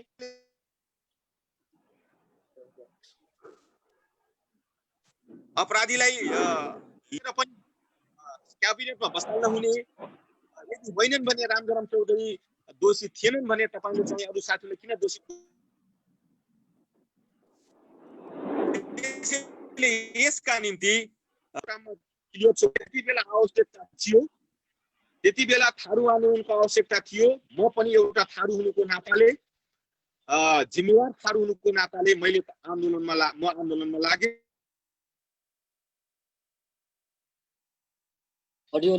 संविधान लेखिँदै थियो, त्यसमा म आफ्नो निर्वाह गरेँ। त्यसमा मलाई कुनै पनि आत्मग्लानी छैन र बाँकी अबको कार्यभारमा काङ्ग्रेसमा हुँदा पनि म शेरबहादुर देउवालाई भनेको छु, अस्ति पनि सभापतिजीलाई, तपाईँ काङ्ग्रेसको सभापति, म केन्द्रीय समितिको बैठकमा भनेछु साथीहरू, नेपाली काङ्ग्रेसमा थारूले किन भोट दिने? अब के शेरबहादुर देउवा र रामचन्द्रजी लगायतका केन्द्रमा अगाडि बसेर म बस्ने साथीहरूलाई प्रधानमन्त्री बनाउनका निम्ति थारूले भोट दिनुपर्ने? अब कृपया यो चेतना कोही सर्व थारूहरू छैन, तपाईँहरू भ्रममुक्त हुनुहोस्, तपाईँहरू इमान्दारीपूर्वक भन्नुहोस् कि थारूलाई मैले के गरेँ, अब मैले के गर्नुपर्छ, कहाँनिर अन्याय गरेर अब कसरी न्याय दिन्छु भन्ने कुरा थारू समुदायलाई क्लियर गर्नुहोस् भनेर मैले केन्द्रीय कमिटीको बैठकमा पनि बोलेको छु। त्यसैले गर्दाखेरि हाम्रो बुझाइ के हो भने बाँकी रहेका विषयहरू हामी पार्टीभित्रै रहेर पनि उठाउँछौँ। र अस्ति म व्यक्तिगत रूपमा पनि शेरबहादुर देउवाजीलाई भने, आदरणीय सभापतिजीलाई, कि तपाईँले हामीलाई थारूको बारेमा बोल्न नदिने हो भने अब चाहिँ थारूहरू काङ्ग्रेसमा जोडिन्छ भन्ने कुरा चाहिँ तपाईँले सपना नदेख्नुहोस्। त्यसैले रेशम चौधरी निर्दोष मान्छेलाई तपाईँले थुनिराख्नुको कारण के हो? रेशम चौधरी या टिकापुर घटना पश्चात बनेको दुईटा आयोगको बारेमा तपाईँले किन नबोल्ने? र तपाईँ बोल्न सक्नुहुन्न भने हामीलाई बोल्न दिने कि नदिने भन्ने हामी प्रश्नसँग राख्यौँ। इन्डिभिजुअली मैले नै यो विषय राखेँ र उहाँले भन्नुभयो कि रेशम चौधरी निर्दोष हो, रेशम चौधरी मारेकै होइन, त्यति बेला तत्कालीन चाहिँ विद्रोही माओवादीले घटाएको घटना हो। मलाई यो कुरा थाहा छ, तर म यो कुरा मैले एक्लै चाहेर रेशमलाई छुटाउने स्थिति छैन, तर तपाईँले बोल्नका निम्ति कसैले रोक्दैन, बोल्नुहोस् भनेर भन्नुभएको छ। ओके, धन्यवाद योगेन्द्र सर। तपाईँसँग म एकैछिनपछि फेरि पनि तपाईँको प्रतिक्रिया लिन्छु, तपाईँसँग एकैछिनपछि फेरि पनि संवादमा जोडिनेछु। म यति बेला चाहिँ हामी बिचमा हुनुहुन्छ थरुवर थारुवान राष्ट्रिय युवा शक्तिका सीताराम थारू हुनुहुन्छ। म सीतारामजीसँग चाहिँ जोडिन चाहन्छु यति बेला। सीतारामजी, स्वागत गर्न चाहे। राम राम, जय गुरु बाबा, जय थरुवाट। सन्त कुमार सर, हाम्रो महासचिवलाई म नमस्कार। सबभन्दा तपाईसँग जुन के जिज्ञासा राख्छु भने हजुर। अब थरुवान आन्दोलनलाई यहाँले एकदमै नजिकबाट निहालिराख्नु भएको छ, त्यसलाई अध्ययन गरिरहनु भएको छ, धेरै ठाउँमा पुग्नुहुन्छ, थारूहरूको चाहिँ सक्रिय एजेन्डामा तपाईँको सक्रिय सहभागिता हुन्छ। त्यस कारणले पनि अलिकति आजको बहसमा तपाईँको उपस्थिति अलिकति महत्त्वपूर्ण छ भन्ने लाग्दछ। जस्तो यो बीचमा यो आन्दोलनबाट चाहिँ युवाहरू निराश भएका छन् भन्ने चाहिँ धेरैले चाहिँ भन्छन्। धेरै युवाहरूसँग मेरो पनि चाहिँ कुराहरू हुन्छ, आन्दोलनदेखि निराश भएका छौँ, अब आन्दोलन चाहिँ अगाडि बढ्दाखेरि चाहिँ युवाहरूको सहभागिता चाहिँ अलि न्यून हुन्छ कि भन्ने खालको अनुमान पनि चाहिँ गर्ने ठाउँ प्रशस्त छन्। खास कहाँनिर युवाहरू चाहिँ किन निराश भए? धन्यवाद। सुरुमा मैले कहाँ जोड्न चाहेँ भन्दाखेरि टिकापुर आन्दोलन संस्मरण 2077 जुन हाम्रो थारू पत्रकार सङ्घ नेपालले उठाएको छ, यो मुद्दा एकदम सान्दर्भिक छ। र मैले कहाँ जोड्न चाहेँ भन्दाखेरि जुन टिकापुर आन्दोलन पछिको कार्यदिशा, तपाईँले अघि जोड्नुभयो थरुहट आन्दोलन, सायद यो थरुहट आन्दोलन पछिको कार्यदिशा जोडेको भए अझ बेटर हुन्थ्यो कि, किनभने टिकापुर घटना भनेको तपाईँको यो थरुहट आन्दोलनको एउटा पार्ट हो जस्तो लाग्छ मलाई। अनि टिकापुर घटनाको सन्दर्भमा मेरो दुईटा बुझाइ देखियो। तपाईँको एउटा वर्गले के बुझिरहेछ भन्दाखेरि तपाईँको टिकापुर घटना अपराधिक घटना हो भनिरहेछ भन्दाखेरि, अर्को वर्गले तपाईँको टिकापुर घटना एउटा राजनीतिक घटना हो भनिरहेछ। अब टिकापुर घटना राजनीतिक घटनासँग जोड्ने चाहिँ जो उत्पीडनमा परिएछ, जो सामाजिक न्याय चाहिरहेछ, जो तपाईँको समानता चाहिरहेछ, त्यो राजनीतिक घटना हो भनिरहेछ भन्दाखेरि तपाईँको अर्को पाटोले तपाईँको जो अपराधिक घटना हो भनेर जो सत्तामा छ, सत्ताको वरिपरि छ, सत्ताको पहुँचमा छ, र जो उत्पीडित वर्गलाई जहिले पनि कजाउन खोज्ने, उनीहरू लाड्न खोज्ने त्यो वर्गले चाहिँ तपाईँको राजनीतिक घटना हो भनेर विश्लेषण गरिरहेछ। हामीले यो दुईतर्फबाट हामी देखिरहेछौँ। र राजनीतिक घटनालाई फेरि यसलाई दुई पाटोमा हेरिराखेको छन्। जस्तै राजनीतिक घटना अब के एउटाले के भनिरहेछ भन्दाखेरि तपाईँको यो केही थारूहरूले तपाईँको अन्यायमा परे भनिरहेछ भन्दाखेरि, अर्कोले के भनिरहेछ भन्दाखेरि तपाईँको समग्र थारूहरू अन्यायमा परेको छन्। तर मेरो बुझाइ के हो भन्दाखेरि टिकापुरको घटनामा जबसम्म थारूहरू न्याय पाउँदैनन् तबसम्म तपाईँको समग्र थारूले न्याय पाउँदैनन्। त्यो टिकापुरको घटनाको मुक्तिको लागि, थारू मुक्तिको लागि टिकापुरको जुन घटना घटिएको छ, थारूले जुन मुद्दा उठाएका छन् त्यो मुद्दा सम्बोधन हुनैपर्छ, नत्र फेरि यसले अर्को टिकापुर विद्रोह गर्ने सम्भावना बढी छ। र अर्को तपाईँले जुन उठाउनु भएको रहेछ, प्रश्न सोध्नु भएको रहेछ कि अहिलेको जुन युवाहरूको चार्मिङ यो राजनीतिमा किन घटिराखेको छ, त्यो एकदम इम्पोर्टेन्ट छ। किनभने तपाईँको युवाहरूको चार्मिङ घटेको भन्दा पनि लिडरसिपमा जुन नेतृत्वमा अविश्वास, जुन वितृष्णा देखिएको छ, त्यो अविश्वासको कारण युवाहरूमा पनि त्यो एक किसिमको तपाईँको इन्ट्रेस्टहरू, उनीहरूको राजनीतिक नेतृत्वप्रति जुन हाम्रो थरुहटका लिडरहरू छन् उनीहरूको जुन किसिमको डिभाइड भए, तपाईँको अलग अलग भएका छन्। तपाईँको कोही काङ्ग्रेस, कोही नेकपा, कोही माओवादी या रापरापा, मार्क्सवादी दल, विभिन्न दलतिर गइरहेका छन्। त्यसले गर्दा पनि अहिले युवाहरूको चार्मिङ, युवाहरूको विचारहरू बाढिएको छ। यसले गर्दा तपाईँको के देखिरहेको छ भन्दाखेरि यो नेतृत्वको कमजोरीले गर्दाखेरि तपाईँको युवाहरूमा पनि राजनीतिमा अलिकति तपाईँको उनीहरूको राजनीतिमा लाग्ने सहभागिता कमजोर देखिराखेको छ। त्यही भएर सबभन्दा पहिले तपाईँको यो नेतृत्वमा विश्वास, तपाईँको युवाहरू कस्तो नेतृत्व चाहिरहेछन्, नेतृत्व खोजिरहेछन् भन्दाखेरि तपाईँको एउटा सशक्त नेतृत्व, जसले आफ्नो समाजको खम्बा बनेर बसोस्, उनीहरूलाई बाटो देखाओस्, उनीहरूको एजेन्डामा अडिग रहोस्, त्यस्तो खालको नेतृत्व खोजिरहेको छ। तर त्यस्तो नेतृत्व पाइराखेको छैन। त्यसले गर्दा अबको के हुन्छ भन्दाखेरि तपाईँको अहिलेको नेतृत्वमा के देखियो भन्दाखेरि तपाईँको अब स्वार्थ सबैको हुन्छ, व्यक्तिगत स्वार्थ सबैको हुन्छ, तर साझा स्वार्थको लागि पनि एकजुट हुन सकिराखेको छैन। जस्तै तपाईँको व्यक्तिगत स्वार्थको लागि तपाईँको अहिले टिकापुर सम्मेलन हुँदाखेरि मैले त्यो देखेँ, तपाईँको टिकापुर सम्मेलन भइराख्दाखेरि जुन थरुहटको जगबाट तपाईँको नेता भएका थिए, तपाईँको ऊ नेताहरू तपाईँको आफ्नै आँगनमा भइरहेको कार्यक्रमको मञ्चमा उक्लिन सकेन। त्योभन्दा विडम्बना के होला? यसले गर्दाखेरि यस्तो कारणले गर्दाखेरि युवाहरूमा एक किसिमको अविश्वास बढिराखेको छ। थरुहटको जगबाट नेताहरू भएको छन्। अब ती नेताहरू आफ्नो व्यक्तिगत स्वार्थको लागि, सिर्फ व्यक्तिगत स्वार्थको लागि त्यहाँ उक्लिन नसकेको यो सबैलाई थाहा छ। यो कुरो यो चाहिँ तपाईँको अहिलेको युवाहरूले बुझिराखेका छन्। त्यसले गर्दाखेरि युवाहरूमा राजनीति अलिकति त्यो घटेको हो। जस्तो सीतारामजी, मैले तपाईँलाई यहाँ जोडेँ। अब युवाहरूमा आएको चाहिँ एक खालको निराशपना, युवाहरूको सहभागिता चाहिँ राजनीतिमा सहभागिता न्यून हुनुको पछाडि तपाईँले भने जस्तै नेतृत्वहरू चाहिँ सक्षम भइदिएनन्। नेतृत्वहरूमा चाहिँ एक खालको विभिन्न खालका चाहिँ प्रलोभनमा परे, नेतृत्वहरू चाहिँ सक्षम एक खालको चाहिँ राम्रो भूमिका निर्वाह गर्न सकेनन् भनेर तपाईँले भन्नुभयो। एउटा युवाको नाताले युवाहरूको नेतृत्व गरिराख्नु भएको छ, युवाहरूको चाहिँ सङ्गठनलाई सम्हाल्नु भएको छ, पूर्वदेखि पश्चिमका चाहिँ थारूहरू त्यो फोरममा हटाएका छन्। त्यो चाहिँ नेतृत्वलाई सफल बाटोमा लैजानका लागि, नेतृत्वलाई चाहिँ एक खालको चाहिँ बाटो छोडिराखेको नेतृत्वलाई चाहिँ सही बाटोमा ल्याउनका लागि तपाईँहरू युवाहरूको तर्फबाट उनीहरूलाई घचघचाउने, उनीहरूलाई चाहिँ एक खालको चाहिँ गलत बाटोमा लागिरहनु भएको छ है भनेर उनीहरूलाई चाहिँ सही बाटोमा आउनका लागि त्यस्तो कुनै खालका चाहिँ प्रयास भएको छ? हाम्रो प्रयास हुँदैछ। तपाईँको सबभन्दा पहिले हामीले यो थारूहरूको मुद्दा छ, अहिलेको नयाँ जेनेरेसन। तपाईँको यदि हामीले यो मुद्दालाई ग्याप गरिदियौँ भने आउने जेनेरेसन टोटली बिर्सिन्छन्। त्यही भएर हामीले यो घचघच्याइराख्नुपर्छ। यसलाई यो मुद्दाको बारेमा तपाईँको जानकारी गराइराख्नुपर्ने हुन्छ।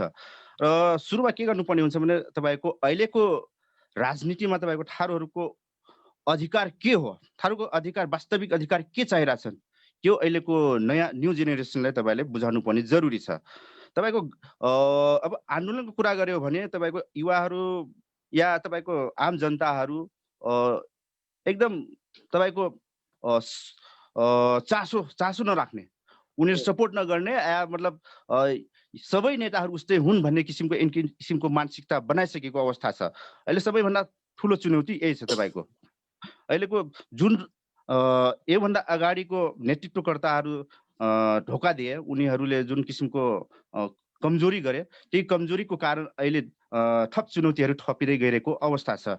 र अर्को कुरो मैले के जोडेँ भन्दाखेरि जस्तै यो थरुहट आन्दोलन, जस्तै अघि हाम्रो मान्यज्यू एग्रेन चौधरी मान्यज्यूले उठाउनु भएको थियो कि थरुहट आन्दोलन मधेसीहरूको विरुद्धमा थियो भन्ने कुरो उहाँले उठाउनुभयो।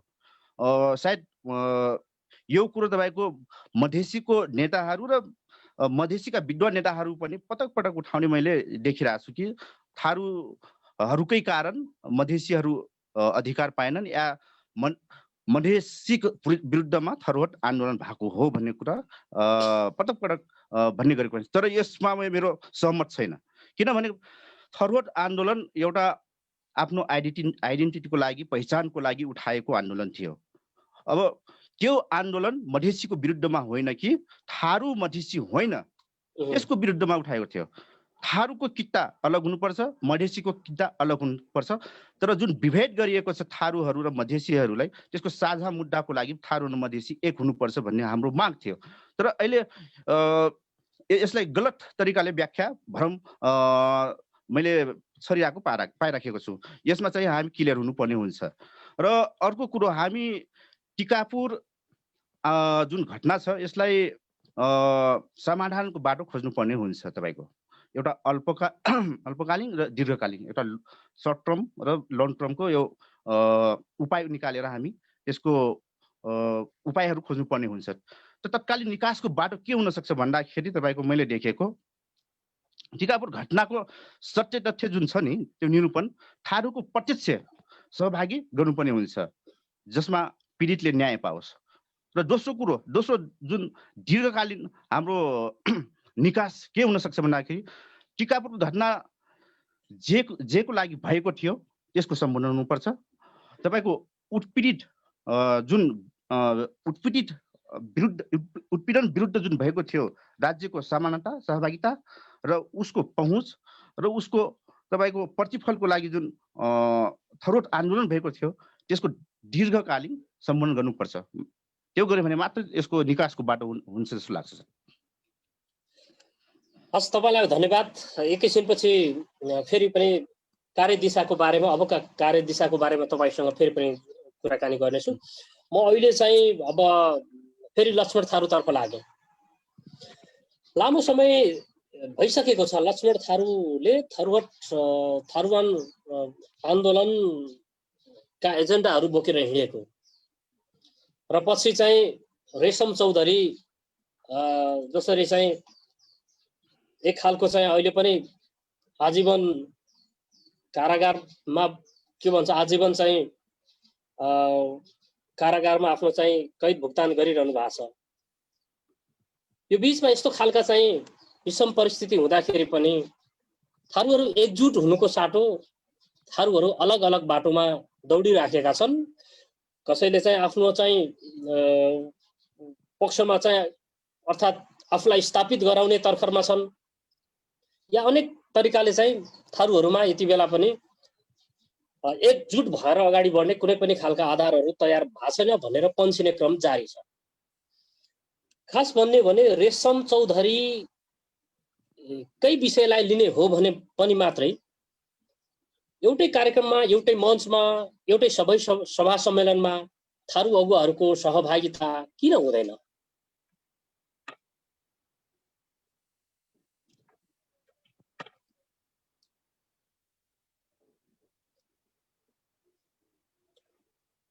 आवाज चाहिँ मैले त्यो म्युट भएको रहेछ। आवाज हाम्रो लक्ष्मण सरको त्यो चाहिँ आवाज म्युट भएको छ, त्यसलाई चाहिँ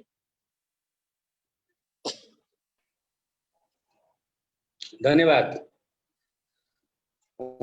आजको बहसमा आजको छलफलमा मेरो पुरानो मित्र योगेन्द्रजीलाई म धन्यवाद दिन चाहन्छु।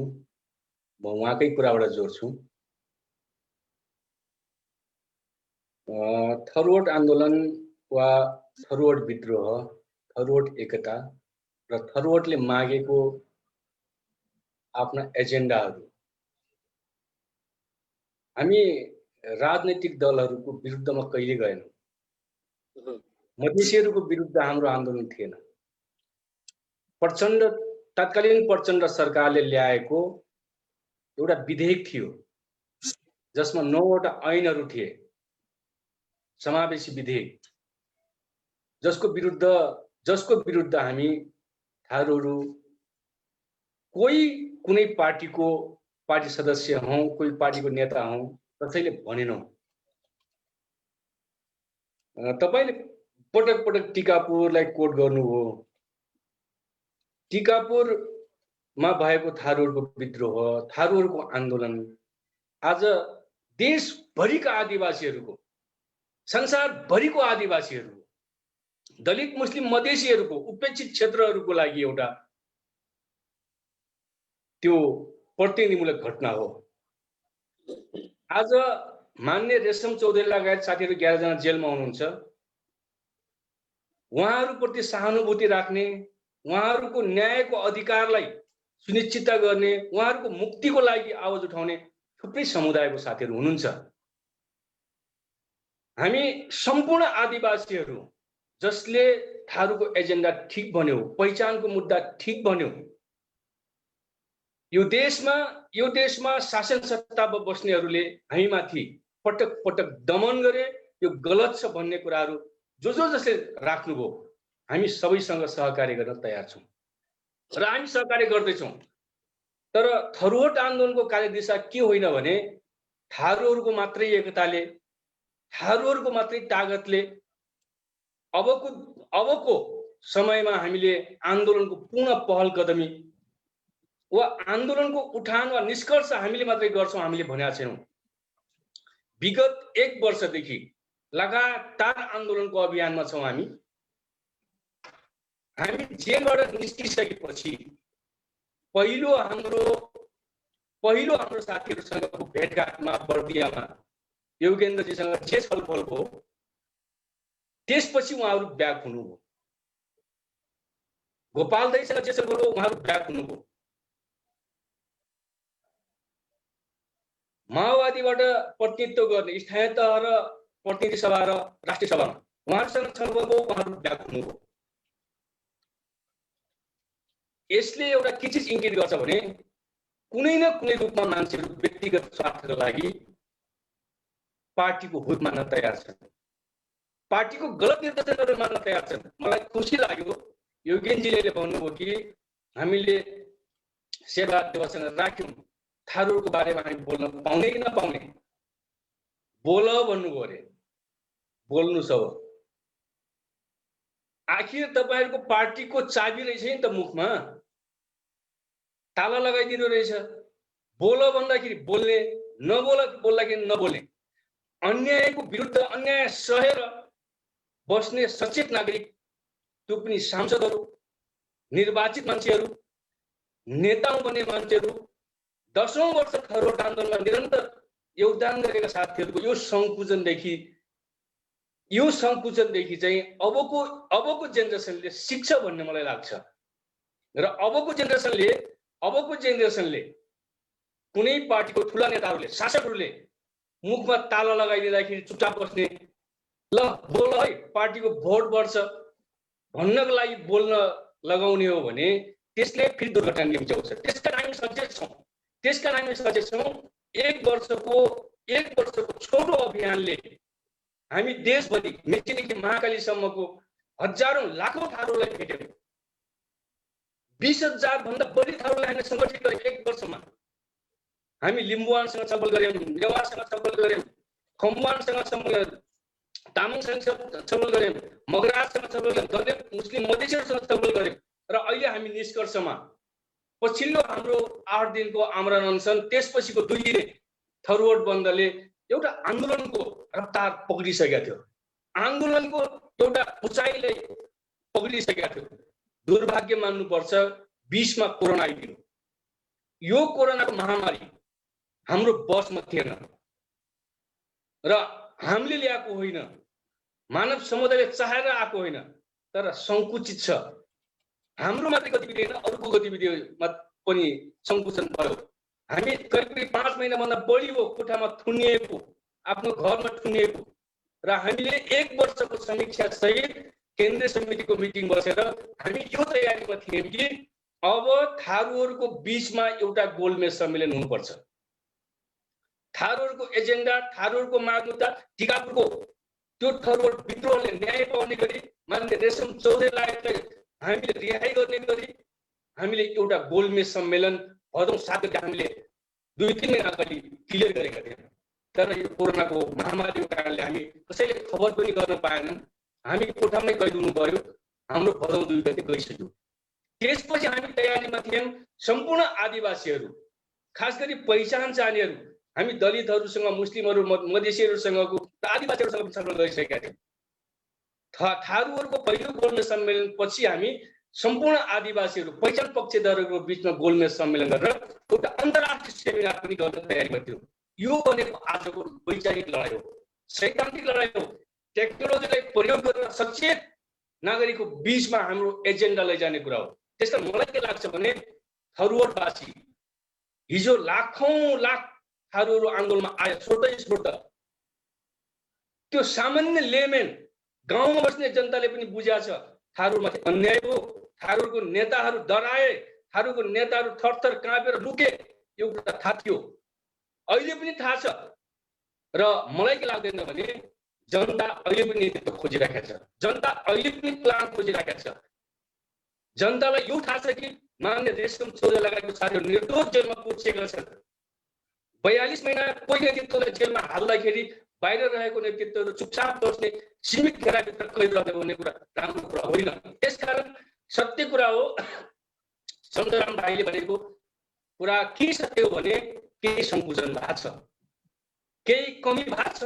तर मलाई लागेको कुरा के हो भने जम्मै चिज बिग्रेको छ। गाउँमा डोल्ने स्थिति छ, यो गाउँमा डोलबाट स्थितिबाट अगाडि जाँदाखेरि केही कठिनाइ, केही अब्स्ट्याकलहरू छ, केही च्यालेन्जेसहरू छ। यो च्यालेन्जेसलाई नेतृत्वले योजनाबद्ध चिर्ने हो। तर एकै दिनमा चिर्ने थियो, एकै वर्ष हामी सबै चिज फाइनल गर्न सक्दैन थियो। त्यसकारण म आज यो टक सोबाट, आजको बहसबाट के भन्छु भने कोरोना कहर सकिन दिनुस्। हामी सोच्दैछौँ, प्लानमा छौँ, हामीले सोचिसकेका छौँ कोरोना समाप्त होस्। हामी पहिलो फेजमै थारूहरूको गोल्डन सम्मेलन बोलाउँदैछौँ।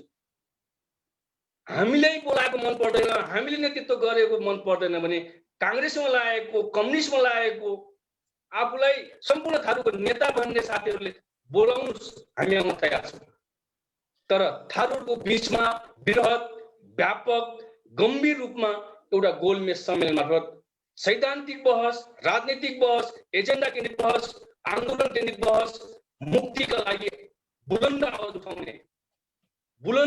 उठाउने साइड मलाई लाग्छ कोही पछि हट्नुहुन्न। एक सेकेन्ड, हामीले थुप्रै आदिवासी र पहिचान पक्षका साथीहरू छलफल गरिसकेका छौँ।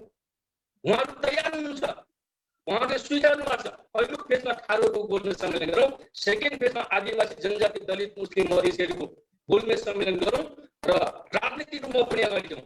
अब कुरो आउँछ तँसँग त पार्टी नै छैन, तैँले आन्दोलन मात्रै गर्ने हो, मान्छेलाई रोडमा उतार्ने मात्रै हो, कहिलेसम्म आन्दोलन गर्ने, 2 वर्षपछि चुनाव होला, तेरो पार्टीबाट चुनावै लड्न पाइँदैन। अनि हामी काङ्ग्रेसमा नगए कहाँ जाने, कम्युनिस्ट पार्टीमा नगए कहाँ जाने? ए बाबा, त्यो पनि सोचौँ, त्यो पनि छलफल गरौँ, त्यो पनि निर्धक्कको साथ छलफल गरौँ। यसको मतलब वातावरण छैन, अब हामी हाम्रो नेतृत्वमा राजनीति गर्नै सक्दैनौँ, यो मान्यता राख्नुहुन्न, यो घटिया मान्यता हुन जान्छ। त्यसकारण रेडिमेड क्याप्सुल खाएर, रेडिमेड नेतृत्वलाई स्वीकारेर एकजना अमेरिकन राइटरको भर्खरै एउटा किताब आएको छ, पढ्नु होला, कास्ट भन्ने किताब। अमेरिकन लेडी हो, एउटा विद्वान लेडी हो, उहाँले एउटा भर्खरै किताब प्रकाशित 2-3 महिना मात्रै भएको छ, कास्ट भन्ने। आज संसारमा पहिचानको मुद्दा किन स्थापित हुँदैछ? पहिचानको लागि मान्छेहरू केन्द्रित किन हुँदैछन्? डोनाल्ड ट्रम्पले प्रयोग गरेको पहिचानको राष्ट्रवादी मुद्दा हो। गोराहरूको अन्ततः उनले सोचेको के हो? आजभन्दा 200 वर्ष, यो पछिल्लो 200 वर्ष अमेरिकालाई संसारको महाशक्ति बनाउने त्यही कालाहरूको परिश्रम हो। श्वेत कालाहरूको त्यहाँको पसिना बगेको छ, श्रम बगेको छ, विद्वान छ, त्यहाँ विवेक खर्च गरेका छन्। इन्डियामा हेर्नुहुन्छ भने मोदीको राष्ट्रवाद, पहिचानको राष्ट्रवाद। चाइनामा हेर्नुहुन्छ भने कम्युनिस्ट पार्टीको सत्ता होइन, चाइना हान जातिको 92% पपुलेसन भएको हान जातिको राष्ट्रवादी सत्ता हो त्यो। नेपालमा अल्पसंख्यक थोरै समुदायमा रहेका, इन्डियाबाट 200 वर्ष अगाडि 250 वर्ष भागेर आएका समुदायहरूको छत्र छायामा हामी गुलामी गर्नुपर्ने बाध्यता। त्यसकारण मलाई के लाग्छ भने संसार पढ्नुस्। बङ्गलादेशको 4 लाख मात्रै जनसङ्ख्या भएको चकमाहरूले राष्ट्रियताको नारालाई कहिले अगाडि उठाएनन्। उनले पहिचानको मुद्दालाई उठाए। पहिचानको मुद्दा उठाउँदाखेरि तिनको पहिचान स्थापित भयो र तिनको उत्पादनलाई राष्ट्रियकरण गरियो। राष्ट्रले, बङ्गलादेशले ब्रान्डेड गरिदियो आदिवासीहरूको उत्पादनलाई। नेपालको आदिवासीहरूको उत्पादनलाई काङ्ग्रेसले ब्रान्डेड गर्न खै खोजेको? कम्युनिस्ट पार्टीले त गर्दैन। हामी हेर्यौँ, ज्यान जिउ बाजीमा लगाएर हत्केलामा बोकेर हिँड्ने कम्युनिस्ट पार्टीका नेताहरू, चप्पल लगाएर हिँड्ने नेताहरू आज कांग्रेस भन्दा धेरै गुना भ्रष्टाचारी भएका छन्, अरबपति खरबपति भएका छन्। त्यसकारण मलाई के लाग्छ सन्तराम भाइ, यो बहस ठिक ट्र्याकमा जाने हुन्छ। र म रिक्वेस्ट के गरौँ भने तपाईहरु जो जहाँ हुनुहुन्छ ठिक छ, हामीले भनेको कुरा तपाईहरुलाई अलिकति आत्मग्लानी हुन्छ। हामी त ठुलो पार्टीको नेता, हामी सांसद भइसकेको, हामीले मन्त्री भइसकेको ठुलै नेता हो भन्ने लाग्छ भने तपाईहरु आह्वान गर्नुस्। कांग्रेसमै लागेको सांसदहरु, कांग्रेसमै लागेको थारू आह्वान गर्नुस्, थारूहरुको गोलमेज सम्मेलन गरौँ। कम्युनिस्ट पार्टीमै लागेको थारू नेताहरु आह्वान गर्नु कि ल थारूहरुको छलफल गरौँ।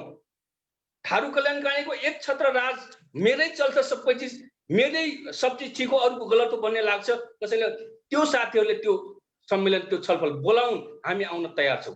तर हुन्छ, तपाईलाई मैले अब एकैछिन रोक्छु। अब हामी लगभग अन्त्यतिर पनि छौँ, हामीसँग धेरै समय छैन। म अझै पनि तपाईसँग अन्तिममा एकचोटि अझै पनि आउँछु र म यति बेला चाहिँ योगेन्द्र सरसम्म आइपुग्छु।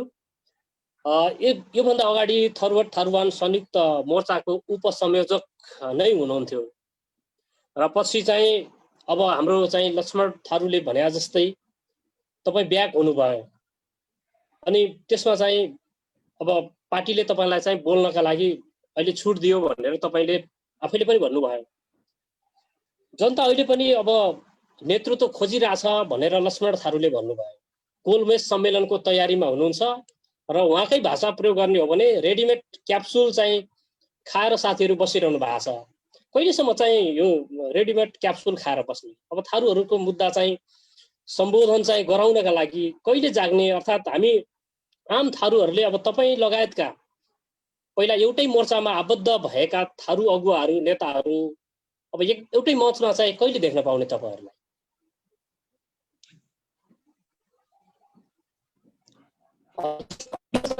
म्युट भएको छ सर, प्लिज।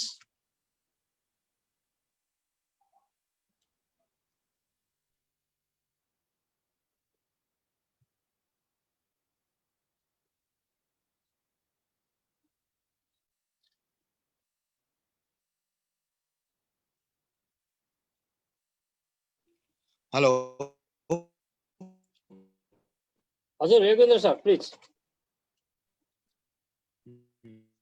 हजुर हजुर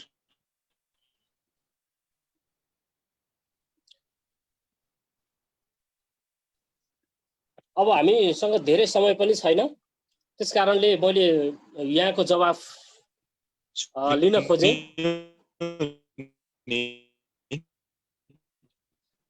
अलिकति आवाज क्लियर आएन। आन्दोलन मधेस विरोधी आन्दोलन थिएन, तर पनि नेपालका मिडियाहरूले, नेपालका सञ्चार गिरहरुले थारूहरू राष्ट्रवादी हुन्, थारूहरू देशी विखण्डनकारीको विरुद्धमा आन्दोलन गरे भन्ने कुराको सन्देश प्रवाह गरिरहे भनेर स्थापित मान्यता गरिदिए। तर यसो हुँदै गर्दा मैले पटक भने त्यति बेला म बुझाउन सकिनँ अझै पनि जस्तो लाग्छ। एउटा थरुहट आन्दोलनलाई जोडौँ र यहाँको खस राज्य सत्तासँग अन्तिम युद्ध गरौँ भन्ने प्रस्तावक मै हो। तर र आज मधेसीलाई प्राप्त गर्न दिएन, थारूहरू केही प्राप्त गरेर हामी शक्ति क्षीण भयौँ र राज्य सत्ता त्यो योजनाबाट सफल रह्यो। र रह्यो कुरा अब थारूबद्ध हुनु कि नहुने, या हामी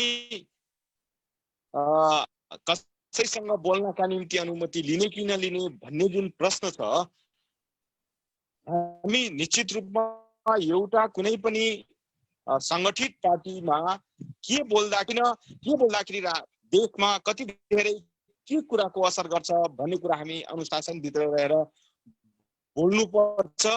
यो पार्टी सिस्टमको एउटा मर्यादाभित्रको कुरा रहेछ भन्ने कुरा बुझ्न जरुरी छ। यहाँलाई लाग्छ कि हिजो जस्तै किन बोल्न नसक्ने हो, हिजो जस्तै हामी बोल्नलाई केही कठिनाइहरू छन् हाम्रा। त्यो कुरा अन्य पार्टीमा लागेका साथीहरूको सम्बन्धमा पनि हो। अहिले हुनुहुन्छ कि हुन्न मलाई थाहा छैन। राजपाबाट इलेक्सन लड्नुभयो या रेशमजी लड्नुभयो, उहाँहरूको पार्टीको उद्देश्य नै थारू र स्पेसली मधेसीको र तराईको 20 जिल्लामा रहेका जनताहरूको अधिकारको निम्ति बोल्ने पार्टी भएको हुनाले उहाँलाई यस विषयमा बोल्नलाई कुनै पनि कठिनाइ छैन, कुनै पनि अप्ठ्यारा छैनन्। तर हामीलाई केही भाइ खसहरूको दमन त पार्टीभित्र छ, त्यही भित्रै हामी लड्नुपर्ने छ। र मैले भने त मैले शेरबहादुरजी सभापतिसँग प्रश्न गरेँ कि हामीलाई बोल्न दिने कि नदिने, यदि साँच्चीकै थारूहरूको मत चाहियो भने के तपाईँलाई प्रधानमन्त्री बनाउनका निम्ति मात्र थारूले भोट दिन सक्दैन, दिनु हुँदैन भन्ने सम्मको तर्क गर्ने कमसेकम प्रयास त हामीले गरेका छौँ। त्यसैले यो प्रयासलाई कमजोर प्रयासको रूपमा लिनु हुँदैन। मैले जान्न खोजेको, मैले चाहिँ लिन खोजेको प्रतिक्रिया भनेको चाहिँ अझ ठेस जवाफ आएन। हुन त हामीसँग अब धेरै छैन, हामी 3:50 यो कार्यक्रमलाई पूर्ण रूपमा अन्त्य गर्नुपर्ने छ। त्यसकारण मैले चाहेको भनेको अब चाहिँ तपाईँहरू एउटै मोर्चामा फेरि पनि आबद्ध हुने अवस्था कहिले आउला भनेर चाहिँ मेरो जिज्ञासा खासमा।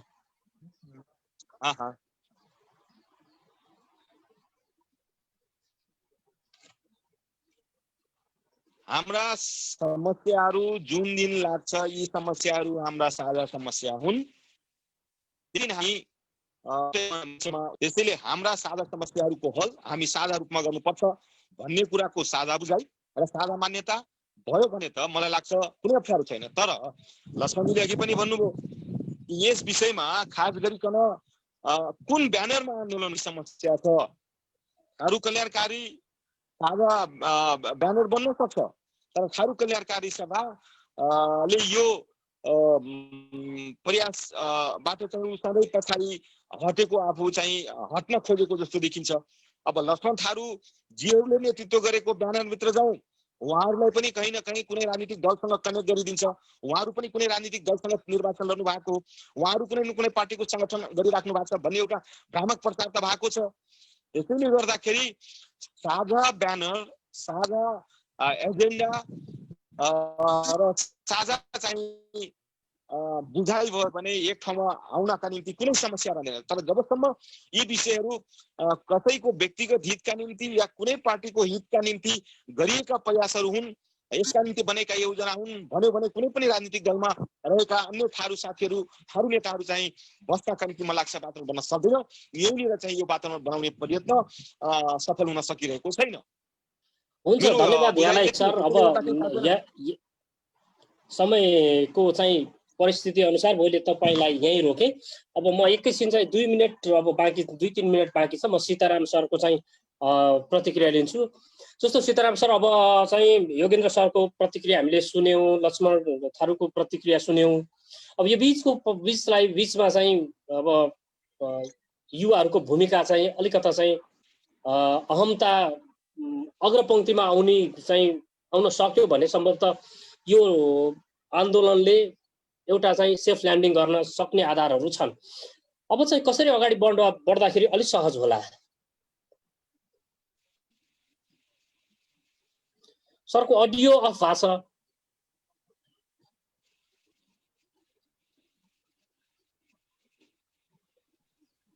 हेलो, धन्यवाद। समाजले धेरै आशा गरेको नेताहरू, हाम्रो यो थरोटको जगबाट जुन नेताहरू बनिएका छन्, जस्तै हाम्रो लक्ष्मण थारू, योगेन्द्र चौधरी, गोपाल दहित, रुक्मिणी थारू, रेशम चौधरी लगायत जनकराज चौधरी, यी समाजले एकदमै ठुलो आशा गरेको, एकदमै विश्वास गरेको नेताहरू हुन्। यी नेताहरूबाट समाजले एकदमै ठुलो अपेक्षा राखेको पनि छ, अझ पनि राखेको छ। अब समस्या के छ भन्दाखेरि तपाईँको पीडा एउटै छ, तपाईँको मुद्दा एउटै छ, तर बाटो किन फरक छ? मेन समस्या यहाँनिर छ। बाटो किन एउटै हुन सकिराखेको छैन? त्यसको एउटै रिजन के हो भन्दाखेरि तपाईँको व्यक्तिगत स्वार्थ। अब समाजले के हेरिराखेको छ भन्दाखेरि तपाईँको यदि यी नेताहरू व्यक्तिगत स्वार्थ भन्दा जातीय मुक्तिको लागि तपाईँको एउटै भोइस, एउटै साझा भोइसको लागि लडाइँ गर्न सकेनन् भने यी नेताहरू सामाजिक बहिष्करणमा पर्ने सम्भावना एकदमै तीव्र छ। यो समाजले, यो जनताले वाच गरिराखेको, एकदम प्रत्यक्ष वाच गरिराखेको मुद्दा हो। त्यसैले यो जति पनि कमजोरी भएको छ त्यो कमजोरीलाई सुधारेर अब अगाडि बढ्नुपर्ने देखिन्छ। तपाईँले जति पनि एकअर्काले डम्फु बजाए पनि एक्लैले केही गर्न सक्दैन। या लक्ष्मण थारू होस्, या योगेन्द्र थारू होस्, या रेशम चौधरी होस्, जोसुकै होस्, यिनीहरू एउटै ठाउँमा आउनुको विकल्प छैन। पार्टी जुनसुकै होस्, तपाईँको काङ्ग्रेस, माओवादी, तपाईँको मधेसवादी दल, जुनसुकै होस्, तपाईँको साझा मुद्दाको लागि एक ठाउँमा आउनै पर्छ। यदि एक ठाउँमा आएनन् भने त्यसको जस तपाईँको जनताले गर्छ र त्यसको उत्तर पनि जनताले दिनेछ।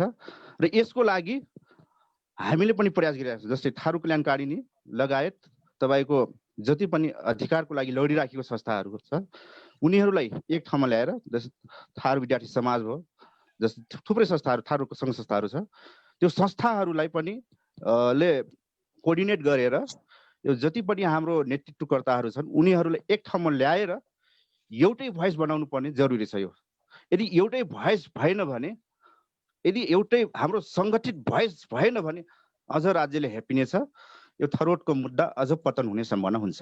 त्यसले गर्दा एउटै ठाउँमा आउनु पनि जरुरी छ। हस्, धन्यवाद यहाँलाई पनि। र म अब जम्मा 1 मिनेट 2 मिनेटमा टुङ्ग्याउने शर्तमा मैले अन्तिम जिज्ञासा मैले लक्ष्मण थारूलाई राखेँ। त्योभन्दा पहिला सन्तोषजी म एउटा कुरा भन्छु। सीताराम भाइले जे कुरा भन्नुभयो कि सामाजिक बहिष्कार गर्ने कुरा हो, म यसमा सहमत छु। तर तपाईले टिकापुर घटना लगत्तै राम जनमजी मन्त्री बन्नुभयो, तपाईले सामाजिक बहिष्कार गरौँ भन्ने चाहिँ बहस छेड्न सक्नुभयो हो। मिस्टेक त्यहीबाट भएको छ।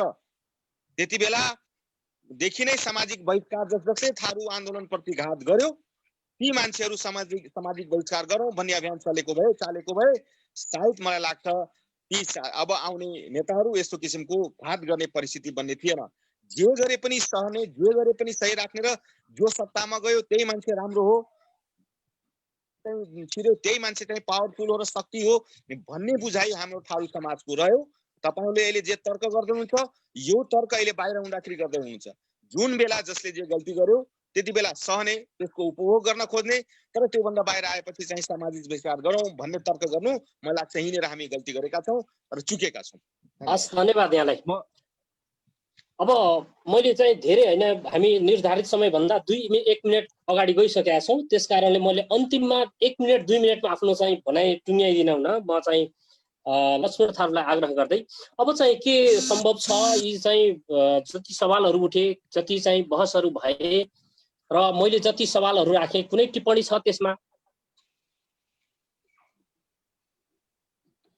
अडियो तपाईको पनि म्युट भएको छ, कृपया अडियोलाई चाहिँ मिलाउनु होला।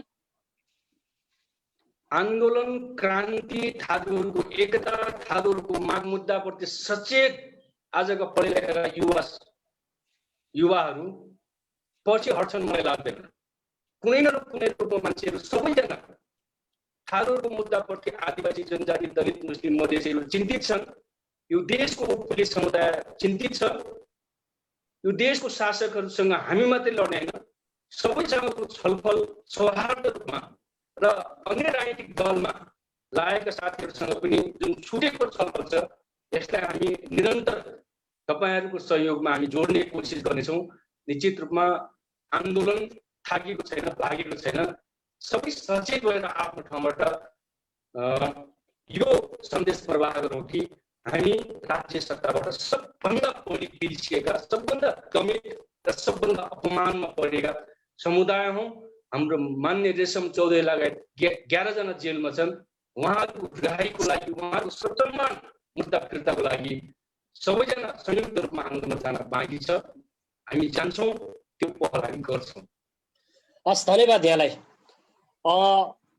यी आजको बहसमा जति सवालहरू उठे, जति चाहिँ हामीले बहस गऱ्यौँ, यी बहसहरू एकछिन 1-1.5 घण्टामा बहस गरेर पुरै चाहिँ नतिजा अर्थात् निष्कर्ष निस्किहाल्ला भन्ने छैन। यद्यपि चाहिँ आजको बहसमा यहाँहरूले सक्रिय सहभागिता जनाइदिनु भयो र आगामी दिनमा यी बहसहरू यसै गरी क्रमशः चाहिँ हामी गर्दै जानेछौँ।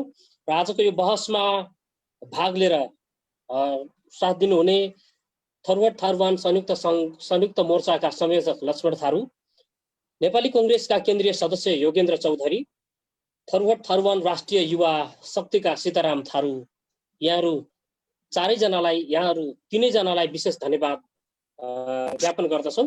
र आजको कार्यक्रम को चाहिँ आयोजना गर्नुहुने ख्याल बगाल त्यसै गरी थारू पत्रकार सङ्घ नेपालको आयोजनामा यो कार्यक्रम आयोजना गरिएको थियो र यहाँहरू सबैलाई फेरि एकपटक धन्यवाद दिँदै यो कार्यक्रममा चाहिँ आजको बहसलाई अझै नतिजामूलक चाहिँ यो बहस गर्नका लागि सहयोग गर्नुहुने ख्याल बगालका चाहिँ अध्यक्ष सबि थारू त्यसै गरी थारू पत्रकार सङ्घका चाहिँ अध्यक्ष सन्तोष दहितलाई धेरै धेरै धन्यवाद दिँदै म यति बेला अब चाहिँ आजको बहसलाई चाहिँ समापन गरिदिनका लागि म प्रवण भाइलाई चाहिँ हार्दिक आग्रह गर्दछु। म बिदा हुन्छु। नमस्कार। थ्याङ्क यू सो मच आदरणीय सन्त कुमार चौधरी सर। त्यसै गरी आजको बहसमा भाग लिनुहुने आदरणीय लक्ष्मण थारूजी, त्यसै गरी योगेन्द्र चौधरी, त्यसै गरी सीताराम थारू, सम्पूर्ण आदरणीय व्यक्तित्वहरूलाई म धेरै धेरै धन्यवाद दिन चाहन्छु। अहिले अब हामी आज 4 बजे पुनः अर्को कार्यक्रम छ र त्यो कार्यक्रम थारू कल्याणकारिणी सभा दाङले चाहिँ राज्य पुनर्संरचनामा अपुरो यात्रा भन्ने शीर्षकमा रहेर कुराकानी गर्दैछ। उज्जवल प्रसाई र सुशील चौधरी दुईजनाको सेसन रहेको छ। उहाँहरू चाहिँ कानुनी कुराहरू चाहिँ विशेष तहमा आधारित रहेर कुराकानी गर्नुहुनेछ र आजको हाम्रो यो कुराकानीलाई चाहिँ देशैभरि प्रत्यक्ष प्रसारण गरेर सहयोग गर्नुहुने थारू कम्युनिटी, थारूवान.com, आफन थारू समुदाय, तराई नेपाल.com, थारूवट.com, त्यसै गरी दङ्गीशरण.com, केडीन्युज.com, पोखरा.com, pbmnews.com, लौअग्रासन, फ्री प्रेस नेपाल.com लाई धेरै धेरै धन्यवाद। त्यसै गरी एमाजोन प्राइम नेपाललाई पनि धन्यवाद दिन चाहन्छौँ। त्यसै गरी भोलि 8 बजे हामीलाई सूचना आएको छ थरुहट थारूवान राष्ट्रिय मोर्चा ले चाहिँ 8 बजेदेखि बिहान 8 बजेदेखि 10-11 बजेसम्म 2-2.5 घण्टाको चाहिँ एउटा सेसन गर्दैछ। त्यसमा चाहिँ आदरणीय दिग्गज व्यक्तित्वहरू, युग पाठक, त्यसै गरी विजयकान्त कर्णजीहरू चाहिँ विचार लिएर आउँदै हुनुहुन्छ र त्यसमा चाहिँ हामी अझै भोलिको 7 गतेको दिन जुन चाहिँ हामीले विद्रोहको दिनको एउटा चरम उत्कर्षमा पुगेको दिनको रूपमा पनि धेरैजनाले अर्थ्याउने गरिरहेको छ। त्यो दिनलाई भोलिको बिहान हामी त्यो विषयमा विविध पाटोहरू फेरि हामी कोट्याउने छौँ र त्यसमा अझै आगामी दिनहरूको योजनाहरू चाहिँ के कस्तो हुनेछ अथवा सकारात्मक तरिकाले, सन्तुलित तरिकाले हामी चाहिँ कसरी अगाडि बढ्न सक्छौँ, राज्यको पुनर्संरचनामा हाम्रो माग मुद्दा चाहिँ कसरी स्थापित गराउन सकिन्छ, सहकार्य कसरी गरेर जान सकिन्छ भन्ने कुराकानी चाहिँ हामी भोलि गर्नेछौँ। आजको लागि धेरै धेरै धन्यवाद छ। पुनः 4 बजे थारू कल्याणकारिणी सभा दाङको आयोजना र ख्याल बगाल लगायत थारू पत्रकार सङ्घ, त्यसै गरी दङ्गीशरण.com को सहायोजनामा रहिरहेको कार्यक्रममा यहाँहरूलाई पुनः हामी भेट्नेछौँ। त्यतिन्जेलसम्मलाई हामी बिदा हुन चाहन्छौँ। हस्त, नमस्ते।